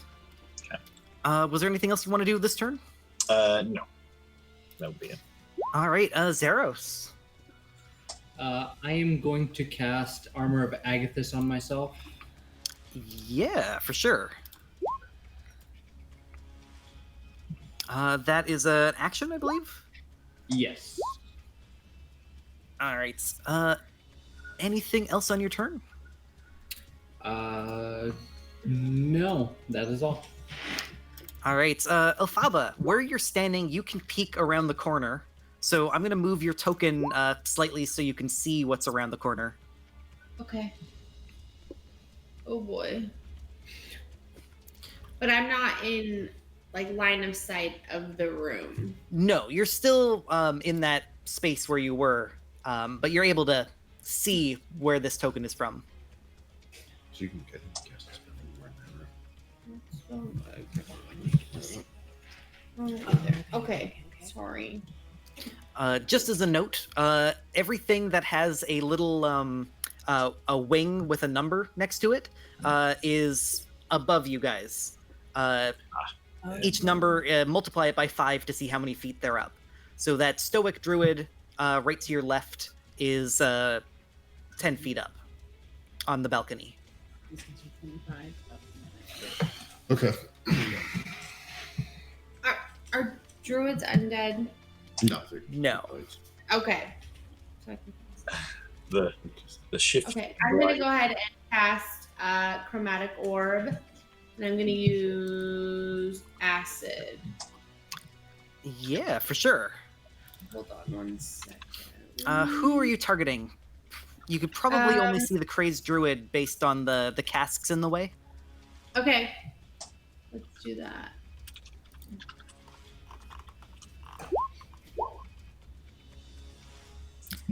It does. Yeah. 22, you weave through the casks and splash her with acid. She screeches as her sort of clothes start melting and she gets angry. I don't really know how to describe acid working without making it really gross. Her skin boils a little bit. It looks like the ending, the Nazi scene in Raiders of the Lost Ark. Yeah. See, I prefer the sexy acid where it just makes sexy acid. It just makes holes in the clothes. Only revealing. Yeah, it just hits the midriff, and yeah, that's it. Sexy acid. So, do you duck back behind Rhivan? I do. All right. Duke do his work. Mr. Duke. Yep. Mr. Rhivan. I'm going to step into the room and start weaving a hypnotic pattern in the left-hand side of the room. Starting there, and I will yell, "Disco never died!" And yeah, that starting there and going all the way over here in a 30-foot. I think it's a 30-foot cube. Let me. I think it was 20 or 25. Okay. Well, let me look. So 30 foot. Yep. Yeah, that hits everybody. Give me 1 moment. There are a lot of different characters that I need to open different character sheets for. You think that you see this sort of pulsating vine blight. It's like a man made of vines. It is 100% hypnotized, though the other one up in the corner you think is fine. What was that? That was a charm effect? I believe so, yes. Yeah, charm and incapacitated. The druids in the room, you said 14 DC? Yes. Then they both fail. And the ravens all fail. So in the corners of the room and the rafters, all of the flocks of ravens just sort of drop off, landing on the. You just hear. And I'll say, don't worry about the ones that aren't moving. Yeah. Anything else on your turn? Let's see who's next up. It's Paavu. I will give Paavu Bardic Inspiration. All right. The swarm of ravens is both surprised and hypnotized, as is the pulsing blight. The stoic druid is probably hypnotized. You can't see it. Paavu. Okay, so what is my? Can I squeeze through that space there? Yes. All right, so that means that I can get here without an issue because it was 25 from me to her. Yeah, I'd say so. It's a little rough with the barrels around, but you're big. Boom. All right, I'm going to attack her twice and then try and shield bash her. This is a male druid, and he actually has a staff. I stand by what I said. Okay. So this man has wild hair, rotted teeth, and skin painted red with blood, and he waves a gnarled staff made from a black branch and babbles at you. Make an attack. I'm going to take that from you, boy.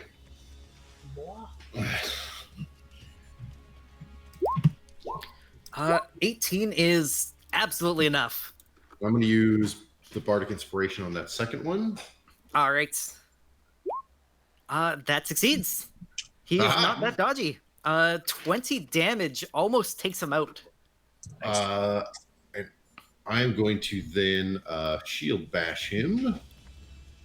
What's directly behind him? Is he up against a wall? Is that a balcony? What am I looking at there? The ravens were on a balcony. There's nothing behind the wall. There's actually a doorway. Okay. Yeah. Okay. I will just try and push him prone then. Okay. And he fails. You knock him down. Okay. Yeah. Sorry, trying to roll this. Yeah, he crashes to the ground, smacks his bald head in the floor. Paavu has a moment of uncharacteristic empathy. I'm then gonna whistle for the dogs. Oh yeah, the dogs are here. Let me put those dogs in. Give me 1 sec. Mastiff. I will say that they act on your turn. I'm gonna whistle for them and yell their attack command that I've been working on with them. Savage. Yeah, they. I'm gonna have them make attacks. They're gonna run up to this bald druid, surround them, and bite bites. Lucy gets a 5, but the Mastiff, with advantage. Lucy gets an 8. Oh well. But Goosey gets a 13. Goosey's my favorite anyway. Bites at his leg for 5 damage. Nice. Okay. Corvus. All right. I would like to run through. Hang on.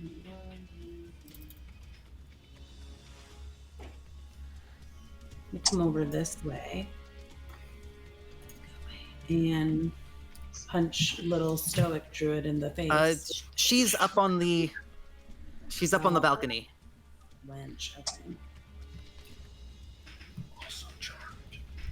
Yeah, I know, but would I be able to, from here, would I be able to get over to, say, here? Yeah, for sure. Okay. I'm gonna punch this one. In the face. In the face.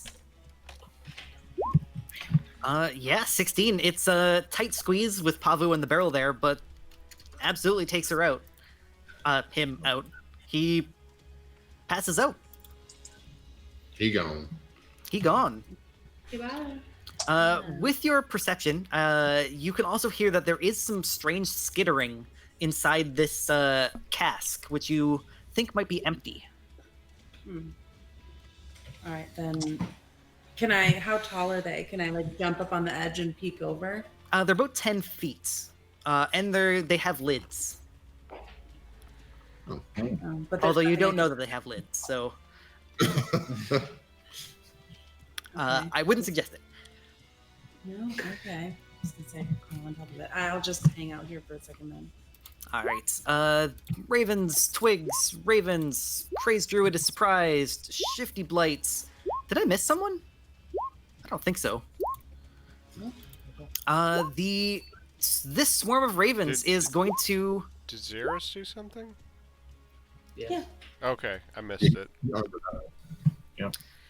This swarm of ravens on the ceiling is going to flap down and start pecking at this unconscious druid, dealing enough damage to have him fail some death saving throws.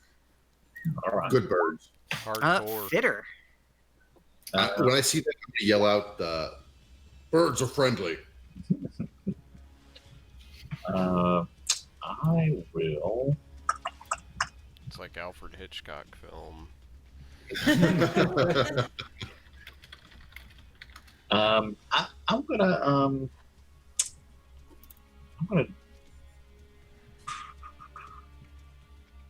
guess I'll move on into the room here. Let's see. I'll get kind of. Can I get kind of amongst the barrels? there? Yeah, for sure. Use them as cover. Yeah.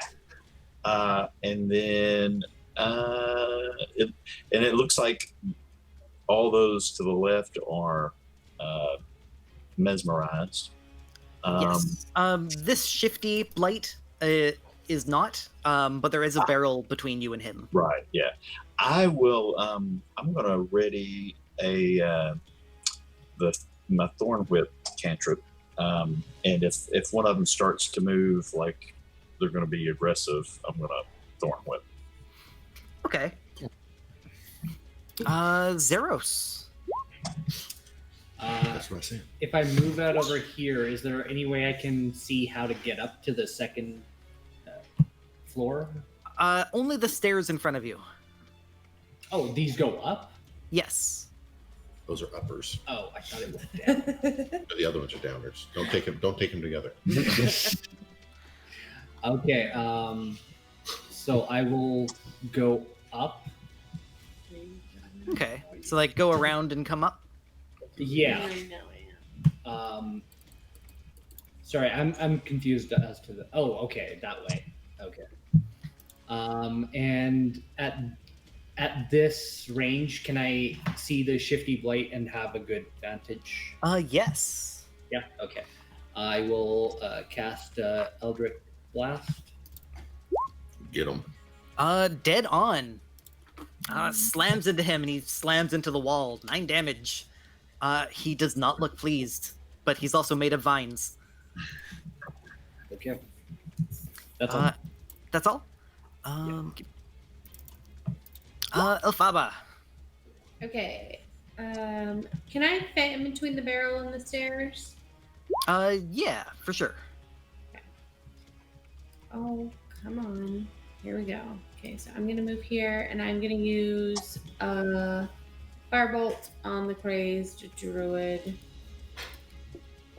Yeah, with advantage because he is completely incapacitated.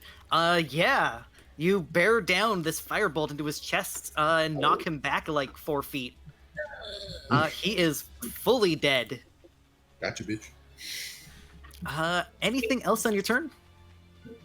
No. All right, Mr. Rhivan. Your Eldritch Blast is Yep, fifth level. I will. Guess Still- walk into the Wait, room. wait. Huh? Wait. Rip has something. Sorry, I forgot to use 2 Eldritch Oh Blast. yeah, Eldritch Blast fires 2. I forgot about that. Yeah, fire your second Eldritch Blast. This happens simultaneously as Elphaba does. Yeah, 3 force. Better than nothing. That's right. Sorry, Rhivan. Yeah, I will step into the room and I will cast, let's see, think about this, I guess at level 1. Cast Dissonant Whispers at Shifty Blight. All right. Shitty Blight. Wait. Your mother didn't love you. You're nothing more than just splinters, and we don't love you either. Is that a wisdom save? Huh? Well, it's Why did Doesn't say in why the. did it not do that?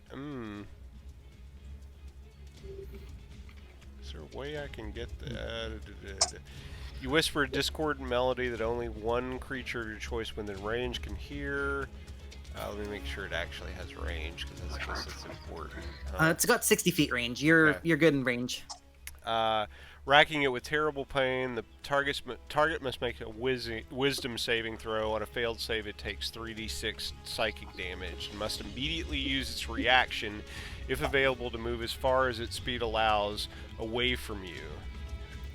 Is there anything if it does save? Not that I see. On a successful save, the target takes half as much damage and doesn't have to move away. All right. A deafened creature automatically succeeds on the save. I don't know enough about a blight to know whether it can hear, but it seems he can, because he sort of wrinkles back a little bit, but he realizes that he never had a mother because he's a plant, and got a 19 on his wisdom save. All right, fair enough. Still 6 points damage, so 6 points of damage. It's not looking good. It's starting to unravel a little bit. Any bonus action? No, I think I'm good for now. That was not a concentration spell, so I keep up my hypnotic pattern. So the swarm of ravens is still unconscious. The pulsing blight is frozen.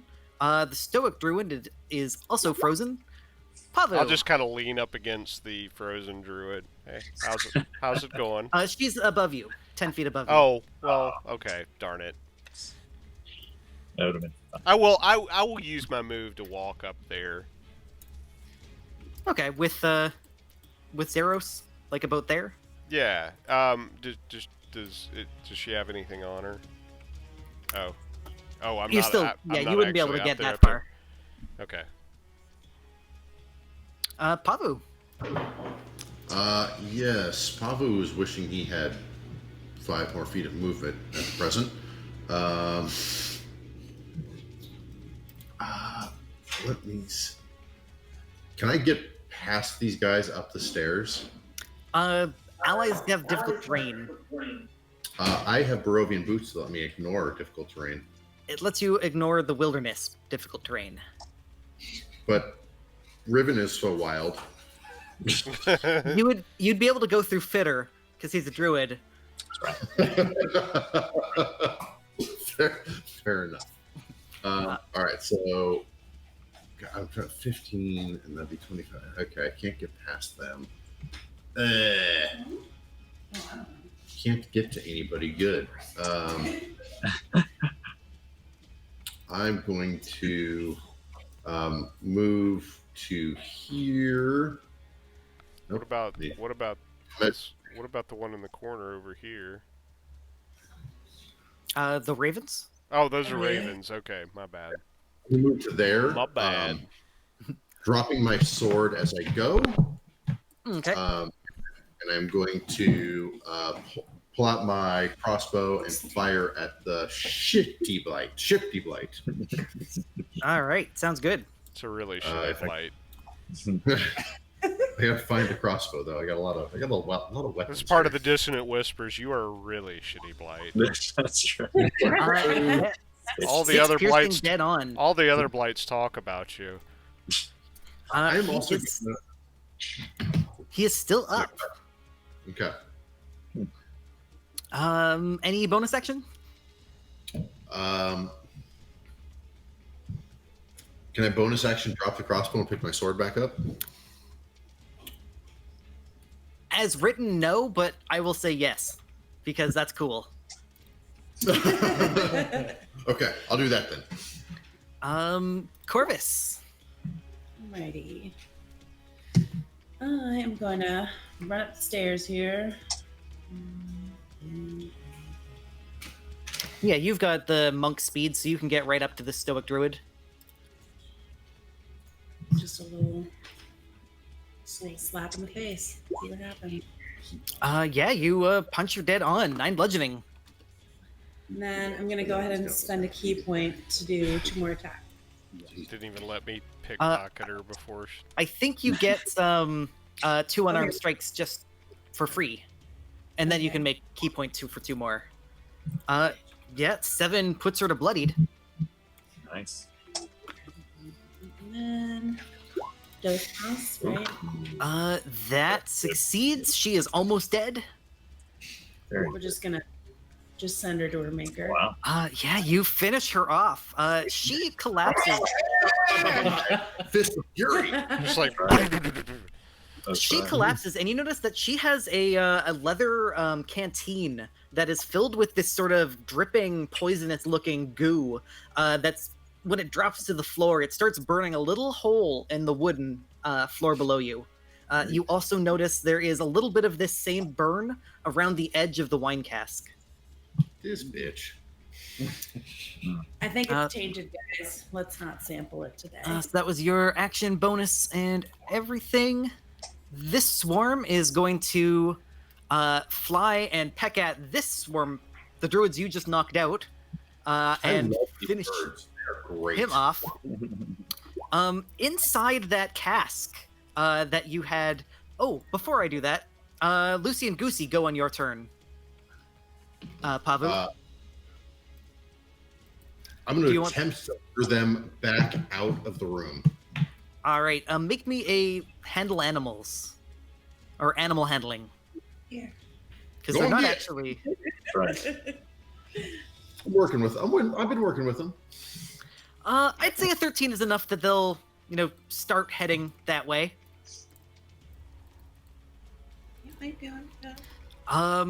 Yeah, does that look all right? Looks good. All right. So inside the cask, those skittering voices or skittering noises you hear start crawling out. They are twig blights. Put it back in. Put it back in. They just sort of swarm outwards. 2 of them are close enough to Lucy that they're going to attack Lucy. Oh, this motherfucker. Claw attacks.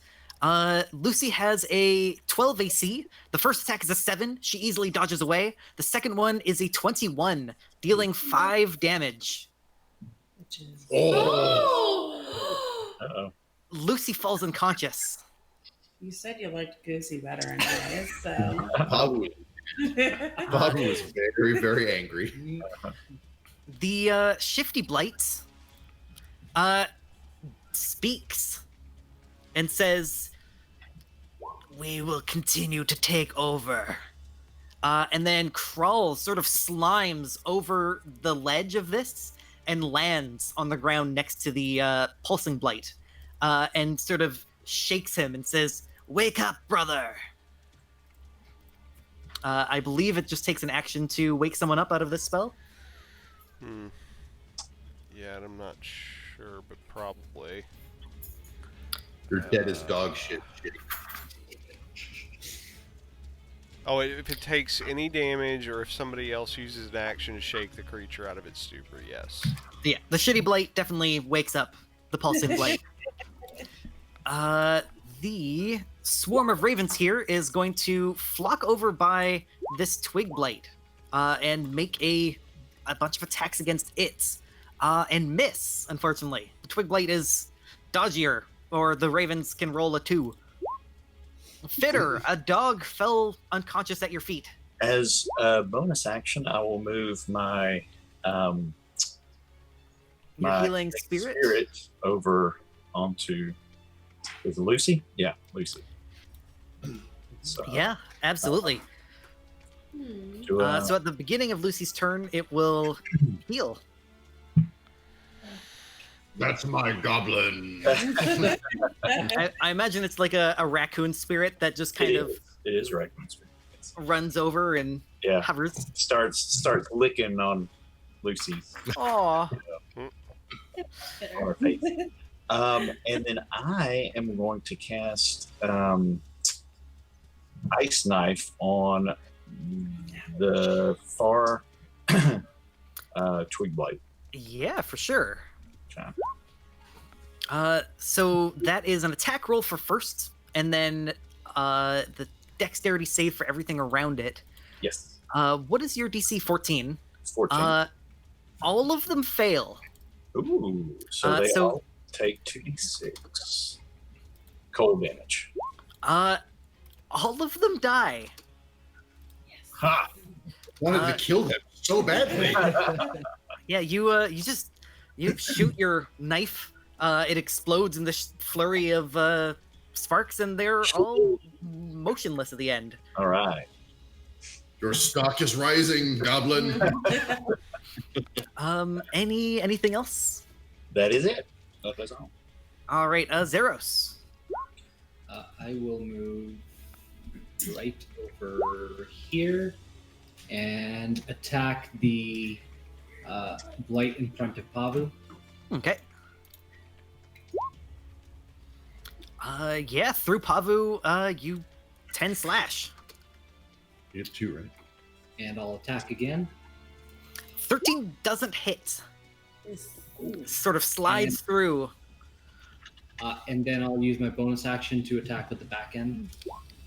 Yeah, that hits. 5 more damage. He is not looking so hot. The shifty blight goes, hold fast, brother. And I will move back. Okay. Ilfaba. Yes, you can pass. That's right. Okay, sorry. Just trying to get No some worries. clarification on where I could move. Sorry, Jeff. You can be sort of in any space, even in those wine barrel spaces. It's just you wouldn't be able to attack something on the opposite side of the wine barrel. Okay, so I can move here and Yeah, for attack. Okay, He'll disadvantage when you attack from there. he's gonna have advantage. You could go You'll up the have stairs. disadvantage. Disadvantage. Or you Why? could go up the stairs That way. because Oh. you're close to him. Up the stairs? Yeah. So Yeah, you'd have a line of sight over the barrel. Okay, perfect. I am going to use Firebolt. Which one? The one in front of Paavu or the one to the left of Paavu? Or The one in front double of. Okay. This, yes. the Can't pulsing click blight? on- Yes, the pulsing blight. Perfect. Hold tight, please. Where are you? There you are. Oh, if you don't have advantage, unfortunately, but you lift your hands to the sky and throw a fireball directly at its face. The shifty blight screams out, "Brother!" as the pulsing blight ignites and collapses to the ground. Right. Like Uh, that. Yes. There is one shifty blight left. Rhivan. Where is the shifty blight? Oh, there. Okay. Yeah, I'll use my movement and step up and attack with my magical rapier. Is that a euphemism or something? It is. It is. It's more of a scimitar. Yeah, you take Esmeralda's sword and slice it in half. It collapses. And you look around and you see no other enemies. Everything is silent. Except for the two that are charmed, right? Those are ravens. Oh. Yeah. Yeah, those are friendly. All I can see is just a blob of black. Okay, I see now. All right. Well, I'll release the hypnotic pattern. You do know you can zoom in, right? Yeah, I just didn't. Just wanted to make sure. I just didn't. Okay. I'm gonna rush over to Lucy. Okay. Before you get a chance, the magical raccoon heals. I assume it would heal, at least 5 hit points because he's only got 5. I feel like that's an acid trip moment. The magical raccoon heals the dog. That's right. Magical raccoon. Like, wow, man. She sort of weakly wags her tail at you, Paavu. I'm gonna ruffle Fitter's hair. Oh, goblin. So, Bull, I'm wondering, could I maybe train Lucy to maybe be maybe a mount?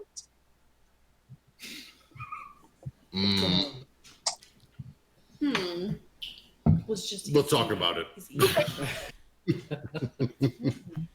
As an aside, I would allow this. Goblin.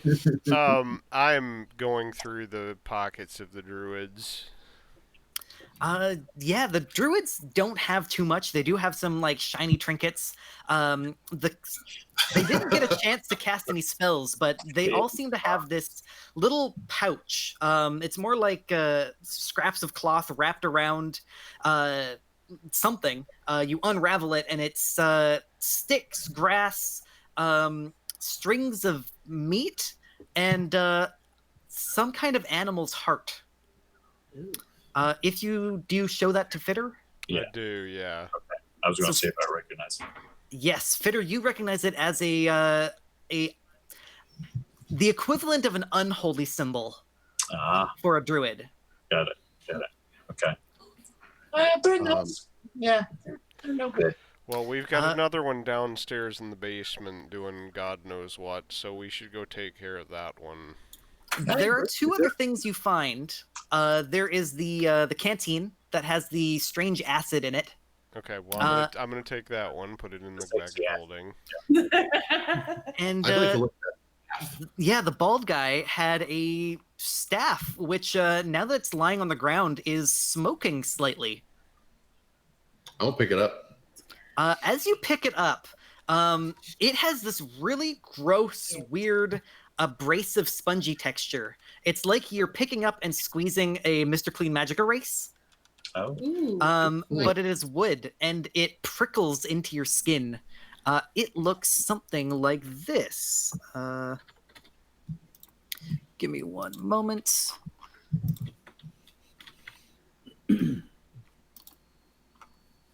There we go.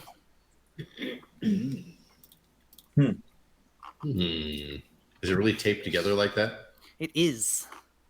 Okay. Yeah, it is very strange and definitely evil. So I feel an affinity with it. Yeah, it's not unlike you. Have I heard about anything like this? I mean, technically you shouldn't know that it's called a Gulthias staff, but D&D decided to put their picture or the name on everything. You have not seen anything like this, but I will allow people to make me Arcana checks. I'm gonna try and I will approach Fitter and say, this. I feel an unholy aura coming from this, and I try and attempt to assist him in identification, since I am familiar with its nature, if not its. Okay. With you said assisting with Rhivan, or It wouldn't matter with either one. yeah, neither one got advantage. So what both of you? Well, I'm sorry, I was talking. You guys can only make 2. Oh, bugger. Sorry. So what you guys, the 2 of you know, and probably with everybody's help, you piece together thoughts. There is a legend of something called a Gulthias tree, which comes from a vampire named Gulthias. You're not sure of the exact details, but you remember something about a piece of wood that was stabbed into the heart of the vampire Gulthias, and then left to sort of sit in the earth, and it sprouted a tree. The tree had very similar spongy black wood like this. As for what it does, it is definitely magical, but you're not sure exactly how to take it. Loosey Goosey and Dodge the raccoon are very uncomfortable within 30 feet of it. As are all of the ravens. The ones that aren't unconscious. I'm going to lean over to Paavu and say, animals have a good judge of character. We should not take this with us. We certainly couldn't leave it here. It would fall into the wrong hands. Mick, any of the bands around any of these barrels dismantleable? Yeah, there is a couple barrels that aren't fully put together. Okay, I'm gonna stash those in the bag. I love that you have this hoarding. I think those you'd have to really struggle. You wouldn't be able to do that stealthily. It's okay. To get it into the edge. It's okay. Please stop him. This is out of hand. We need an intervention. Rhivan, if you would, I'd like to put this into the bag for the time being. All right. So if you guys want, as a short rest, you can identify magic items. What is it? Staff of what? Gulthias staff. I will not put it in the bag. I will drag 8 or so barrels over onto the stairwell so that nothing can come up. And then I think we should take a short rest. Yeah, for sure. Do you guys mind if we take a quick 5-minute break? Nope. Yeah. Beautiful. Good to meet you. All right. Viewers, thank you for joining us. We'll be back in 5 minutes. And just a reminder, if you haven't followed, you can get in on the drawing for the Art and Arcana D&D special edition. It's really cool. Giveaway. You should go look at it. But if you follow us here on Twitter, on Facebook, and YouTube as well, Instagram, you will be in on the drawing. You can get chances for each of those things, so please. And it goes to help a good cause, by the way, so it goes to help children's hospitals and what have you. So all right, yeah, please donate. We'll put the links up in the description, and yeah, I have to pee really bad, so can we take 5? Yeah, yep. All right, I'll be back.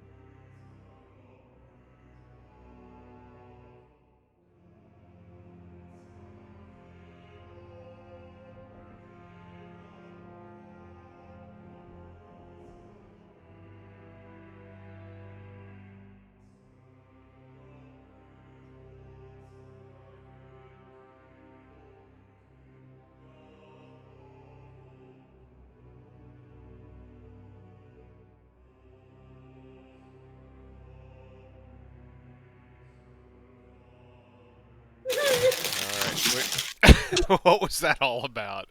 Um, I almost went into accent there. um, Rhivan advertising something would be really a different Please. animal altogether. But just wanted to make a quick clarification because it might have been a little bit confusing. When I said that the money goes to benefit the Children's Miracle Network, that is the donations that you can do below, which also, by the way, get you entered in the drawing. So I didn't want to confuse anybody with that. They're like, what the heck? So, yes. I'm confused. Well, yeah, but you came in confused, so. That's fair. So you guys spend an hour taking a short rest, patching up Lucy's wounds. Who would like to identify the staff? I would. Yeah, Paavu, you realize some facts about the staff. First off, it has 10 charges and recovers some of the charges at dawn. It can be wielded as a magic quarterstaff, and you can expend a charge when you hit with it to regain hit points equal to the damage dealt by the weapon. Ooh. However, every time a charge is spent, red blood oozes from the staff's pores, and you must succeed on a wisdom saving throw or be inflicted with a short-term madness. In addition, while you're attuned to the staff, blights and other evil plant creatures will not regard you as hostile unless you harm them. Finally, if the staff is broken or burnt to ashes, the wood releases a terrible, inhuman scream that can be heard out to a range of 300 feet. All blights that hear the scream immediately wither and die. Oh, well. Perfect solution. We need to use this staff. But Well, I like it.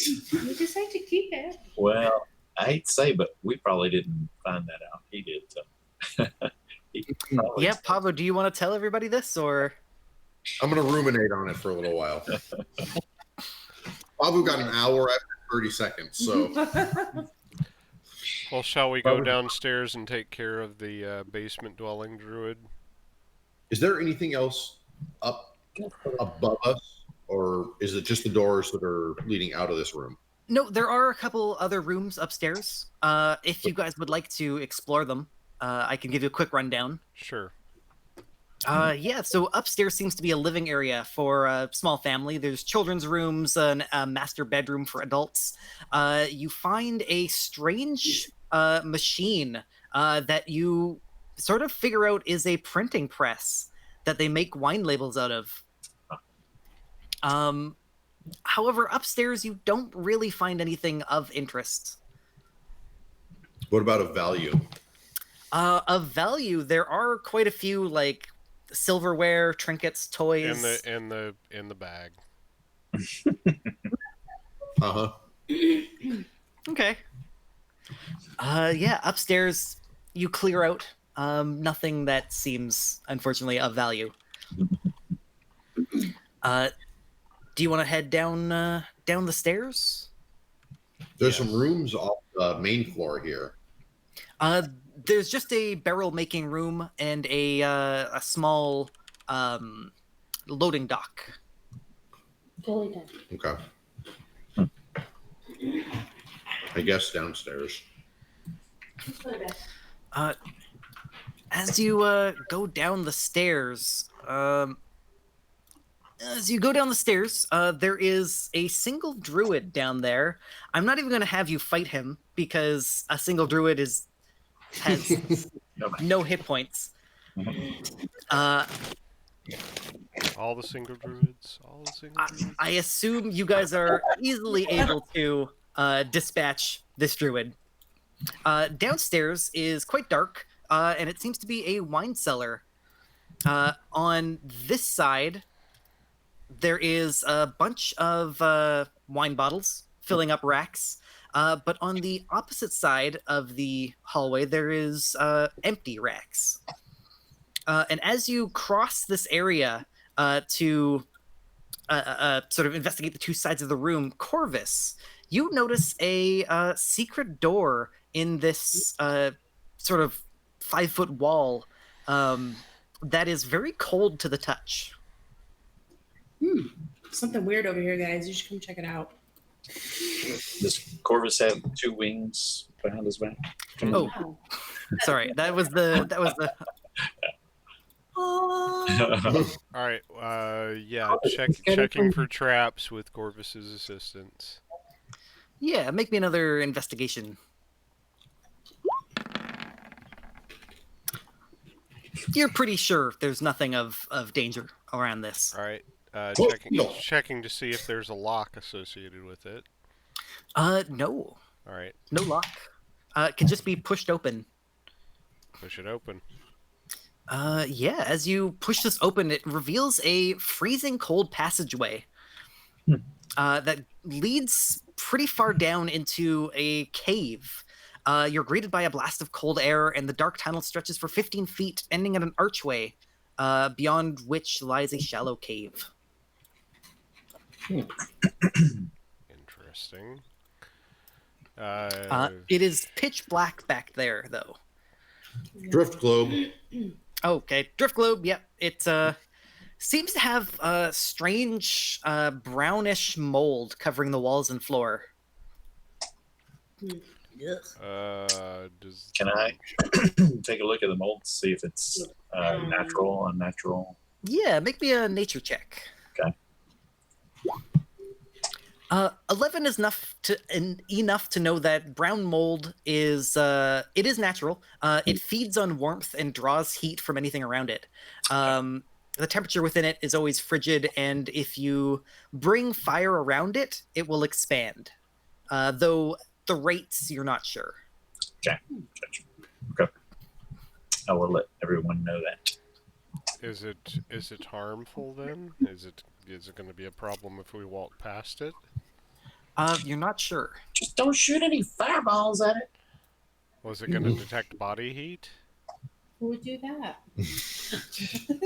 I'm gonna say no. So confident. Well, please, by all means, and I'll hold the door. I'll start. I'll go down there. Okay. So you get to the edge where there's brown mold, and I'd like you to make a con save. Okay. Let's see. All right. Okay. Perfect. So as you walk down, it's quite frigid, and you don't notice it get painfully cold until you get close enough that the brown mold detects your heat and sucks it away from you. You take 40-10, but you save, so you take half. Okay. So you take 11 cold damage. Okay. And probably leap back to safety. Yeah. Ouch! That's cold. I wouldn't go in there. So, what is it susceptible to? If it doesn't like fire, or if it expands with fire. I'm going to reach out and grab Fitter by the skull. And be healed. Cast Cure Wounds. Your frostbite disappears mostly. All right. Okay. Watch your step, Goblin. All right. Maybe we should go around before we go in there. I think we should throw firebolts down there. Well, it'll expand according to Fitter if we do that. Then we'll carve it off. What about cold? Maybe it'll shrink. With cold? Freeze it to death? Give it a try. I'll shoot an ice knife kind of out to it. Yeah.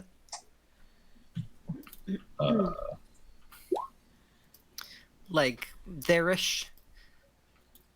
Since you're attacking the floor around it, it breaks off, shatters around, and you do see all of the brown mold around it sort of collapse.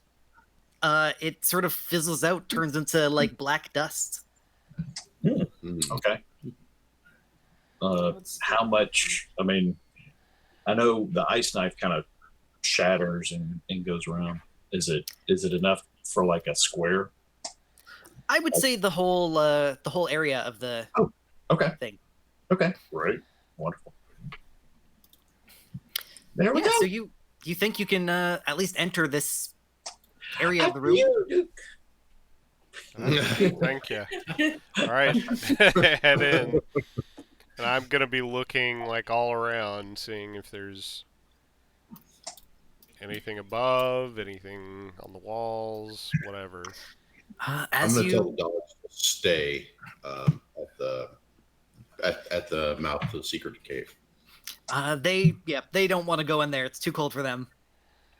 You look left and you look right. It seems to be a very shallow little cave that is full of brown mold. Only the center bit has been destroyed, but you don't find really anything. You don't see any interesting things in this room. Does it look like anything was stored here for refrigeration, or? What is your character's intelligence? 10, so average. Maybe make me a intelligence check. We're all dumb. We're average. Yeah, no. No idea. Rhivan's especially dumb. But he's so Iron Dome. Brown. This was a concert hall. So yeah, the mold covers the walls pretty thickly. You're not sure, what you see in there on the walls, but you can't see anything that you think looks interesting.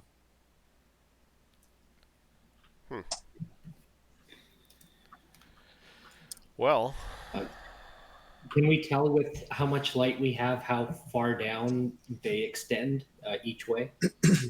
Yes. About 20 feet each direction. I'm sorry, I forgot you guys can't see each other's.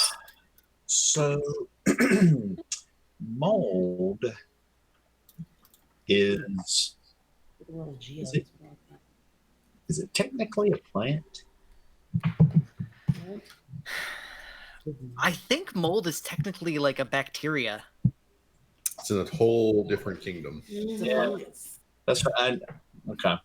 That's why I was like, I don't think it is, but I was curious. Yeah, you're thinking like some kind of control plants. Speak with plants. Ah. I would say the spell would work on these, but they speak the wrong language. Got it.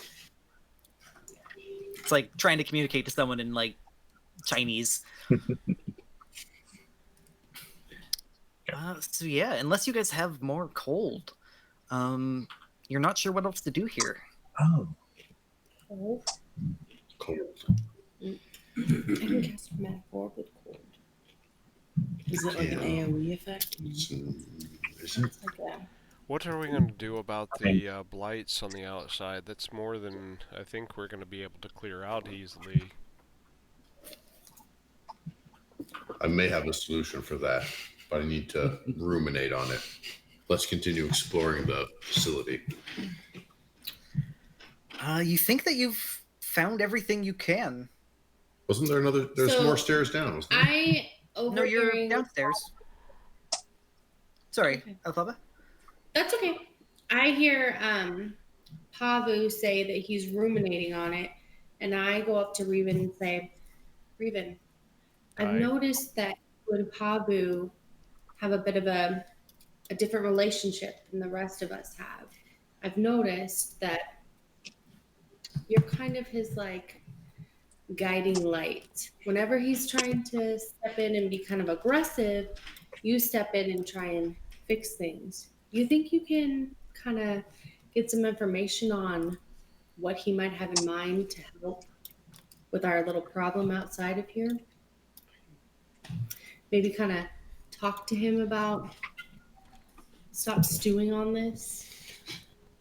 I'm certain that he's smart enough to know that he's in the same situation we are. If he has answers to it, I think he can puzzle that out for himself. If he doesn't, then I can talk to him. Okay.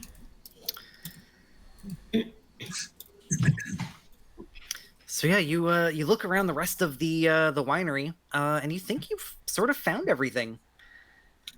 Wait, are these not stairs down right here? No, those are those- stairs up. Okay, 2 sets of stairs that come down. Yep. And then what are these? The stairs on this side are they are a ramp that goes up. The ramp has scrapes in it as if barrels were rolled up and down. Okay.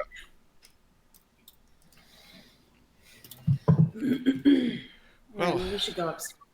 Aside This is from gross. the blights on the outside, I suspect that we're done here. We should tell them not to drink the wine that's in these casks. We do need to have them test the wine for poisoning. Cat. Clearly been with. Holy cow, that's a big cat. Oh, little meanders. I assume that we see that the blights are still milling around. Yes, yeah. Through the windows, they don't seem to notice you. They seem to have gone back to their patrols. What's the distance on one of these hexagons?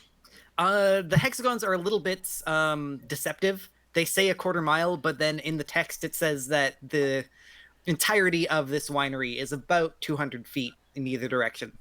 Gosh, yeah. So if I burned the staff inside the building, all the blights would die. We don't have to bring them to the doorstep or anything. That's right. But then we'd burn the winery down. I don't care about that. I know you don't. Just saying. Just throwing it out there. Paavu. Did we see? I got a couple questions. Did we see a bedroom upstairs that was clearly a master bedroom? Yes. Okay.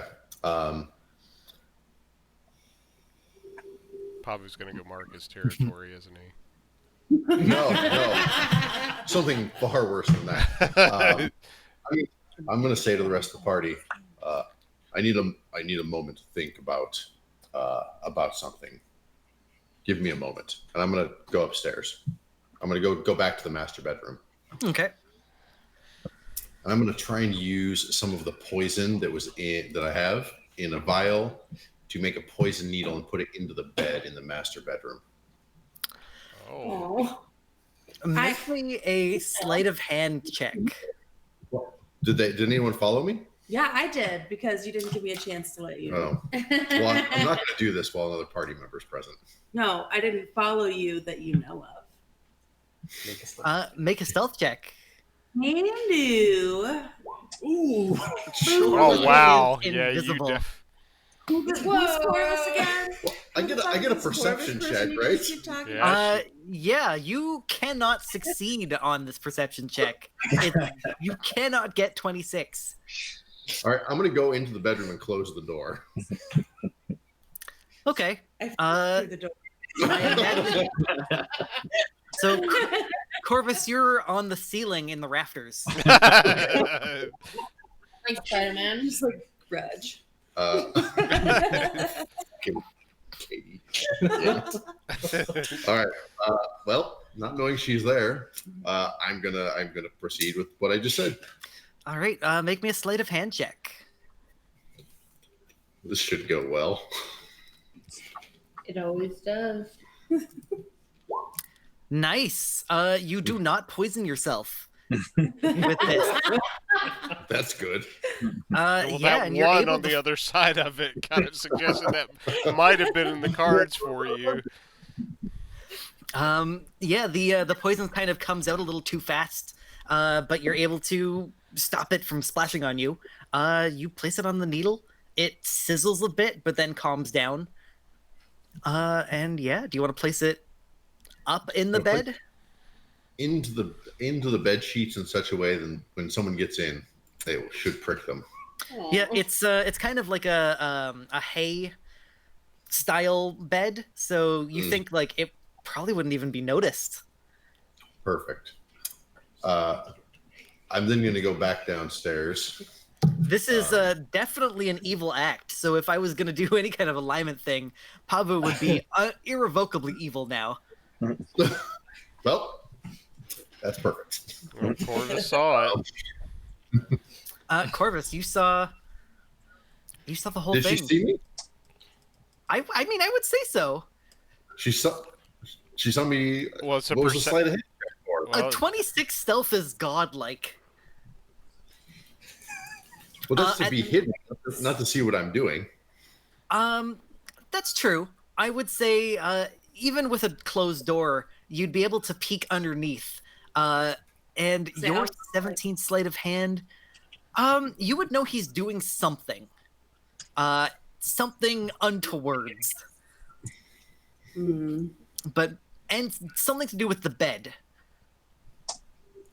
I'm unthwarted. All right, I will leave the room and head back downstairs. All right.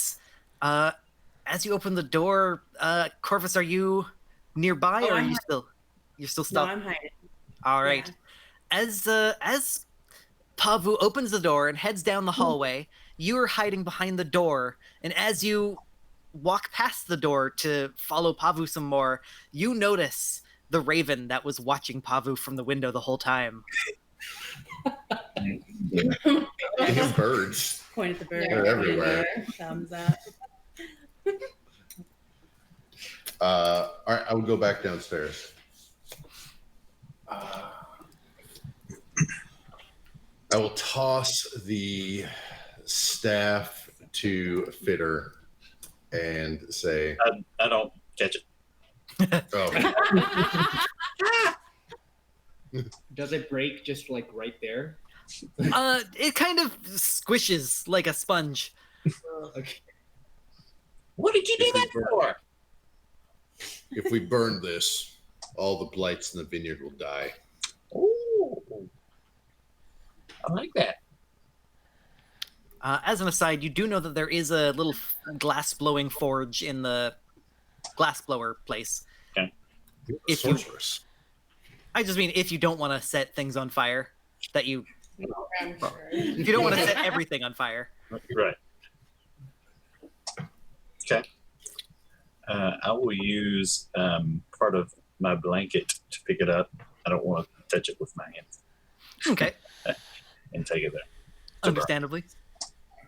Yeah, you set it in the little kiln. Yep.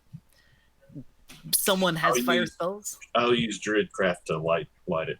Yeah, Druidcraft lights it. It catches quite quickly. The strange spongy nature makes it quite flammable, and it catches in this almost blinding smoke that practically fills the room. And as you're about to be like, is this gonna do it? It screams. This most hideous, horrible screech. And as it echoes through the building, you hear out in the vines similar screeches, tinier, but also screeching. And you hear the sounds of trees falling and needle bushes wilting. Those of you looking out the windows notice every blight has died. All right. Yay! It also freaked the fuck out of about 50 ravens Yeah, I'm sure. who are now like panicked and flying away. I'll start laughing. Oh, that was cool. So, all of the danger seems to be gone. Would you guys like to return to the Martikovs? Yep. Yes. As you head back up the main road, which you don't need to make any skill checks because it is clear. Give me half a sec. Or plants. Yeah, Davian is standing there with a grin on his face. And he claps his hands together. I knew you could do it. I would not drink any of the wine that's in the vats at present. They were pouring some sort of concoction in it. You'll probably want to clear all of that out before you do anything with it. Well, thank you for warning me. I don't know if this is his voice. It doesn't seem right. Thank you for warning me. But, we got some magic of our own that can cure some poisons. Thank you for warning us, though. It would be terrible if that wine got into the townsfolk. As a reward, we can't give you too much, but we can give you all the wine you can carry. We've got a wine cellar downstairs. It's a wine cooler. Hopefully it didn't lose any of its cold. Let's hope not. We did see that. We wondered what it was. There was mold in there. Yes, brown mold keeps everything cold. It rhymes with mold, and so it really only works with brown mold, but that's the rhyme we tell the kids. Gold mold is gold. Did you check out the horses in the stable? Oh, no, sorry, forgot about that. Too busy. Stefan, go check on the horses. And the son dashes to it. He takes his walking staff. I'm gonna run after the sun. So do I know if they are druids themselves or have druidic magic? No, they don't seem to be druids. No. Okay. Davian, one moment, please. Yes, what can I do for you? I know we haven't really gotten along well in the past, but I've got a proposition for you. Business or pleasure? Business, and it'll be your pleasure as well, I think. So how many barrels of wine do you say you produce in a month? That's a very good question. Google don't let me down. He gives you a number. Okay, I'm assuming it's a good number. Sizable number? A sizable number, yes. Okay. Yeah. If I produced some magic for you to say, have your grapes produce double for a year, I would like for you to supply me and my group of friends 2 barrels of wine a month. A week.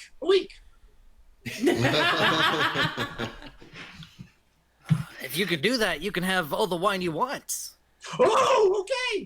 Very good. Oh, even I know that big guy can probably pack a lot away, but we make enough that he'd be pickled before he drank all of it. He kind of looked over at challenge accepted. Yeah, he looks over, wiggling his eyebrows. Yeah, he's like, yeah, please have all the wine you can take. Even now, take as much as you can. You know, I have to say, you remember that dream I had about the flying liquor? I have a feeling that somehow relates here. I may be reading a little bit much into it, but I'm going with it. Flying liquor. I hardly know her. So it's going to take me 8 hours. Ooh. But for a full year, all the plants within a half-mile radius will produce double that. Yeah. So I will do that for them. Wow. I'm going to take time to research the book again, I guess. Yeah. Well, I'll tell the group, you guys go on, I'll catch up. Yeah, if you guys want to head back to Vallaki, it's probably like noon now, so still quite a lot of day left. And I can catch up at night time. Yeah, as a raccoon, you can avoid combat. Yeah, I would hope so. So before we get back, I did chase after Damien's son. Oh, yes. He goes, and the two of you open up the stable doors and see that the two horses are eager to get out, but are otherwise very well fed. They seem to be stocked full of hay, and actually, you look at the hay closely, and it's dead thorn blights that the horses have been eating. Delicacy in this. But they seem very healthy and happy. I don't know what horses do when they're happy, but they're doing it. They do the prance. So after he's made sure that everything looks good, I just kind of pull him aside and just say, "Hey, I don't know who sleeps in the big room upstairs, but you should probably burn the bed." Also, after I'm gonna go down to the cellar and just grab whatever wine bottles that in the wine cooler and just grab them and then head back to the party. Okay. He sort of says like, "Oh, okay, yeah, that's my wife's bed. She's pregnant. I'll have to get a new one." Serve her right. Yeah. Yeah, you should take care of that before anything else. I'm gonna go get some wine. Yeah, you can grab probably like 12 like bottles in your arms. Okay. 12 mini cakes. Oh, I assume like if you guys are taking some time, Rhivan, you can go and you can like fill up the rest of the. They said all we could carry. So Yeah. Yeah. So basically, as shorthand, for the rest of the game, anything you put into that bag, you now have to take a bottle of wine out. Okay, that's fair. Like, you don't even need to list wine on the sheet; just everything else is wine. I love it. I like that.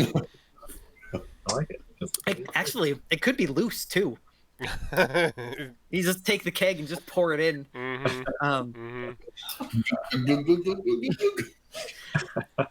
So yeah, you guys. Wine. No, it ruins it. So you guys can head back. While Fitter is still working on this, you head back through the trees, through the roads. Sorry, what was that? I'm gonna stay with the goblin. Okay.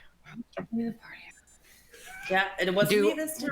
Do all of you want to stay there? Irina is also concerned. She doesn't want to split the party.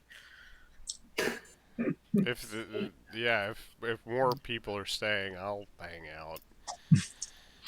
Yeah, the Mardikovs will make you guys dinner and make you guys some temporary sleeping quarters if you'd like to stay the night. This is just not traveling after sundown. I will use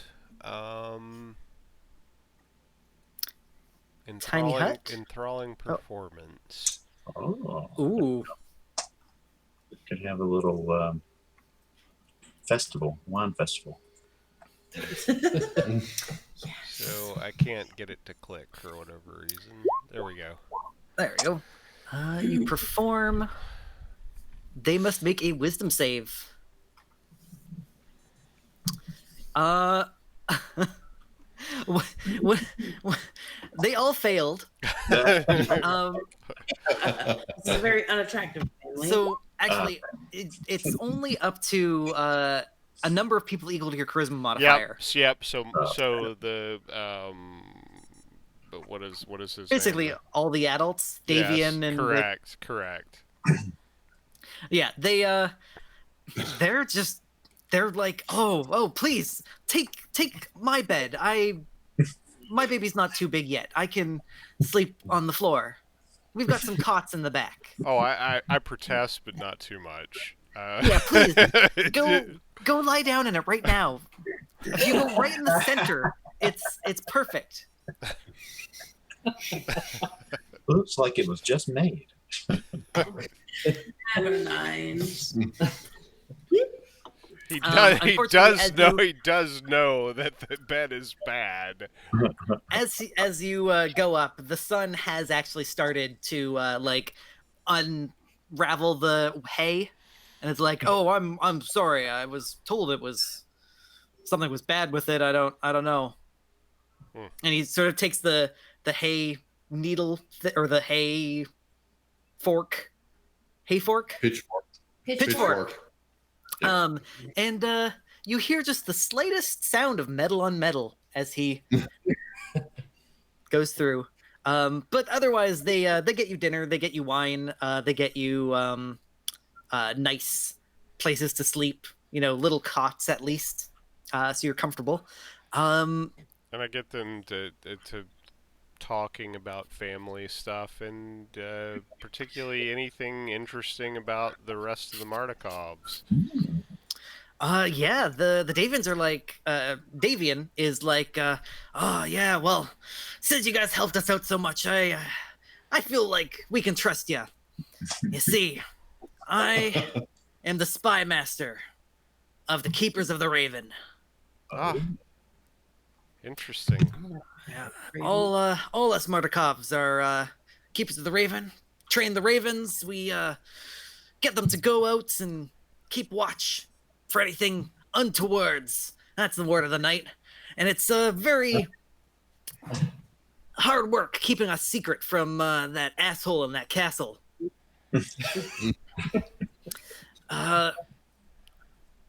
If you ever see ravens around, just know you can trust them.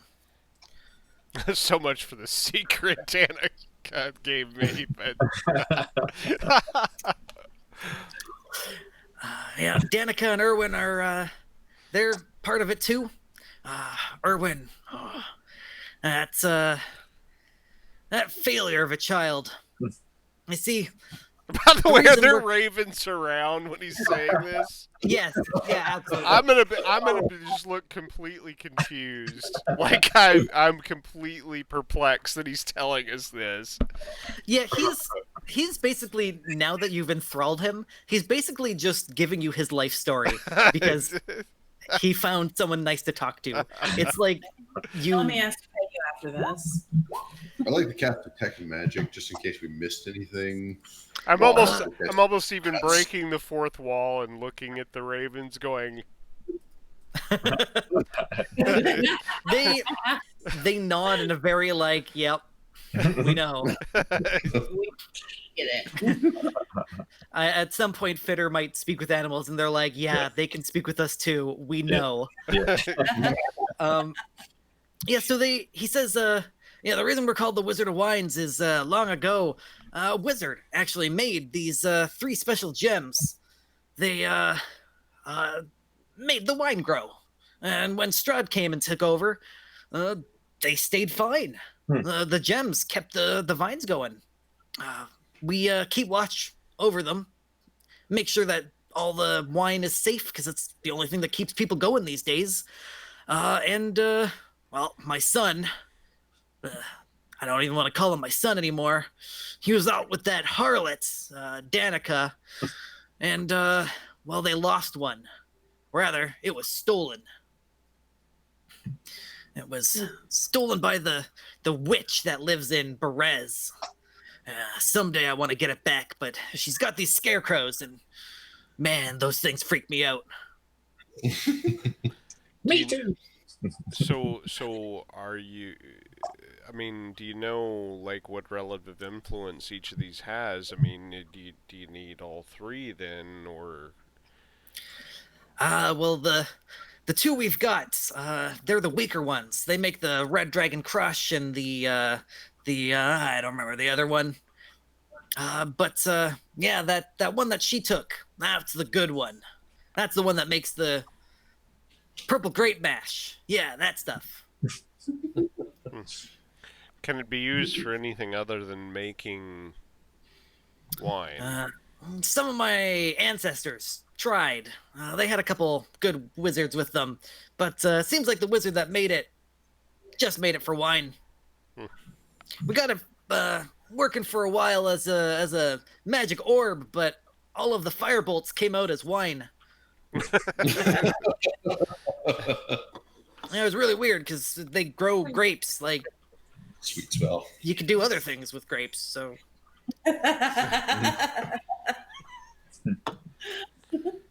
anyway, that's my life story. You've been a good sport. Thank you for listening to all of my exposition. You've been a gracious host. I thank you for it. All right, now I gotta get my old ass back up to bed. It's the small one.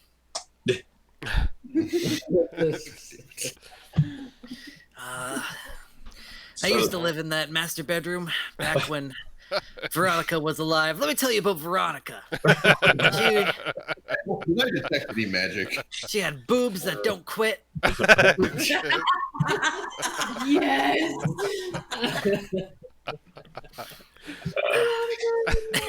And a butt that went on forever. He's drunk at this point. Your detect magic does detect a sort of an aura of magic. It seems like what he said about the wine. It's not magic in the wine, but the vines definitely are. And you're noticing, even Fitter notices this more carefully because he's doing the ritual, that the vines seem to be like re-healthening themselves. Now that the blights are gone, they seem to be almost like instantly better. Interesting. Once you finish at about 8 p.m., they start, like, the actual mass of the vines don't get bigger, but the amount of grapes do. Yeah. They just build double the grapes. Nice. Haha. And once the morning comes and Davian wakes up, he's just like, oh, yeah, please, take a horse. I'll fill the horse with wine. I will take the horse. Unfortunately, the son was like, Dad, you can't fill a horse with wine. Well, you can, but he falls down. You know that the horse has a problem. We've taken it to AA. Can't have any more wine. I would like to study the book. Yeah. While dude's drunk talking. So make me another investigation.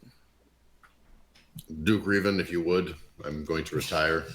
Sure, yeah, before I'll give you my last bardic inspiration. And I will use that bardic inspiration. So you're trying to inspire your friend to go to sleep, huh? That's an interesting use. Oh, nice. Go to sleep. 19. Give me one moment. Where is this book? I can't find it. Paavu has it. Paavu has it. Oh, it's the tome.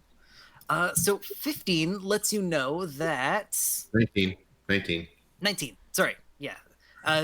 15 is the break point that you've reached. Gotcha. Okay. I know I am not mad. I am seeing familiar faces reborn. Something in the mists is trapping the souls which would pass beyond, forcing some sort of reincarnation among my people. Do the dark powers mean to taunt me, trap an entire people in an endless cycle of misery alongside my own? Perhaps they torment me with false hope. Hope that my Tatiana will be reborn too. Have you shared this with me since I've been in the room? This Nope.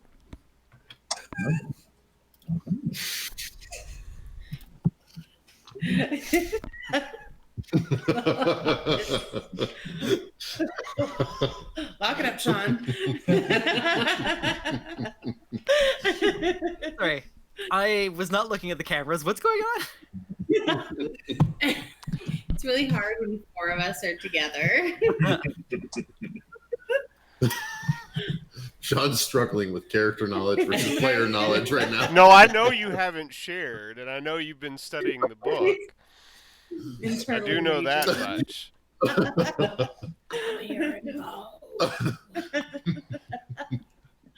Cast suggestion. Again. So It worked perfectly well for him, actually. I know. I'm moving you guys to this map just so you have your tokens up. So you can do a long rest if you'd like. And I would like everyone to make me wisdom checks with advantage. Wisdom saves, rather. And try to make sure that they come out as the right creature. Nope. Oh, Oh, yeah. Sorry, I saw Xeris's and thought I'd failed it again. All right. So Corvus, your 20 makes you perfectly fine. Rhivan, you wake up no longer really feeling this horde instinct. Oh no! What is all this shit in my bag? Elphaba, unfortunately, remains with her despair check. Zeros, the wine is giving you a hangover. I'd like you to roll me a d20. Oh god.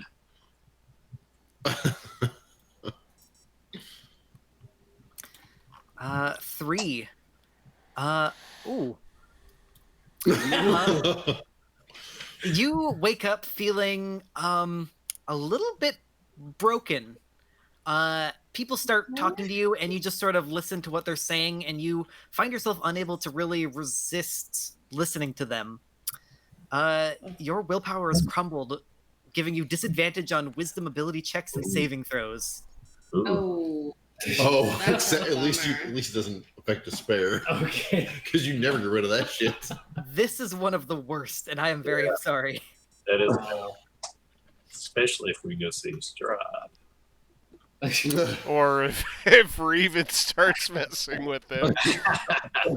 I don't know this. I don't know this. It's out of character. So the sun comes up. All of you have a slight hangover, but are otherwise feeling, okay. The family has packed up some hot rations for you guys, soups to take along on the road. The Davian doesn't say anything like this, but the rest of the family says, if you do see Danica and Erwin, please give them our warmest regards. Aye, I'll do it. I am going to leave. I've got a clockwork rabbit that I made a while back, and I'm going to give it to one of the children. He is delighted. He's like, Mommy, look! The goblin gave me a toy! I'll show you how it works, and kind of winds up in this little rabbit that hops. So. Yeah, he is, all of the kids are like, no, I want to play with it! And, rushing around. Is there anything else you guys would like to do here before heading back to Vallaki? I'd like to inquire about buying the horses. We need the horses to deliver the wine. You could buy them if you deliver the wine for us. Do deliveries every week. Ooh. The horses look pretty. Did they look healthier than the other horses we've seen in town, around town? Not particularly. They look a bit fatter, but that's just because the druids have been overfeeding them. Your father did tell us we could have a horse. Deception check, please. Oh, no, you're right. I think Dad was just drunk. I'm going to try and loom. Yeah. Do you want to loom with intimidation or loom with darkness eyes? Dark eyes. Let's do dark eyes. Heart of darkness. All right. He looks into your unimaginable horrid face and is like, if you need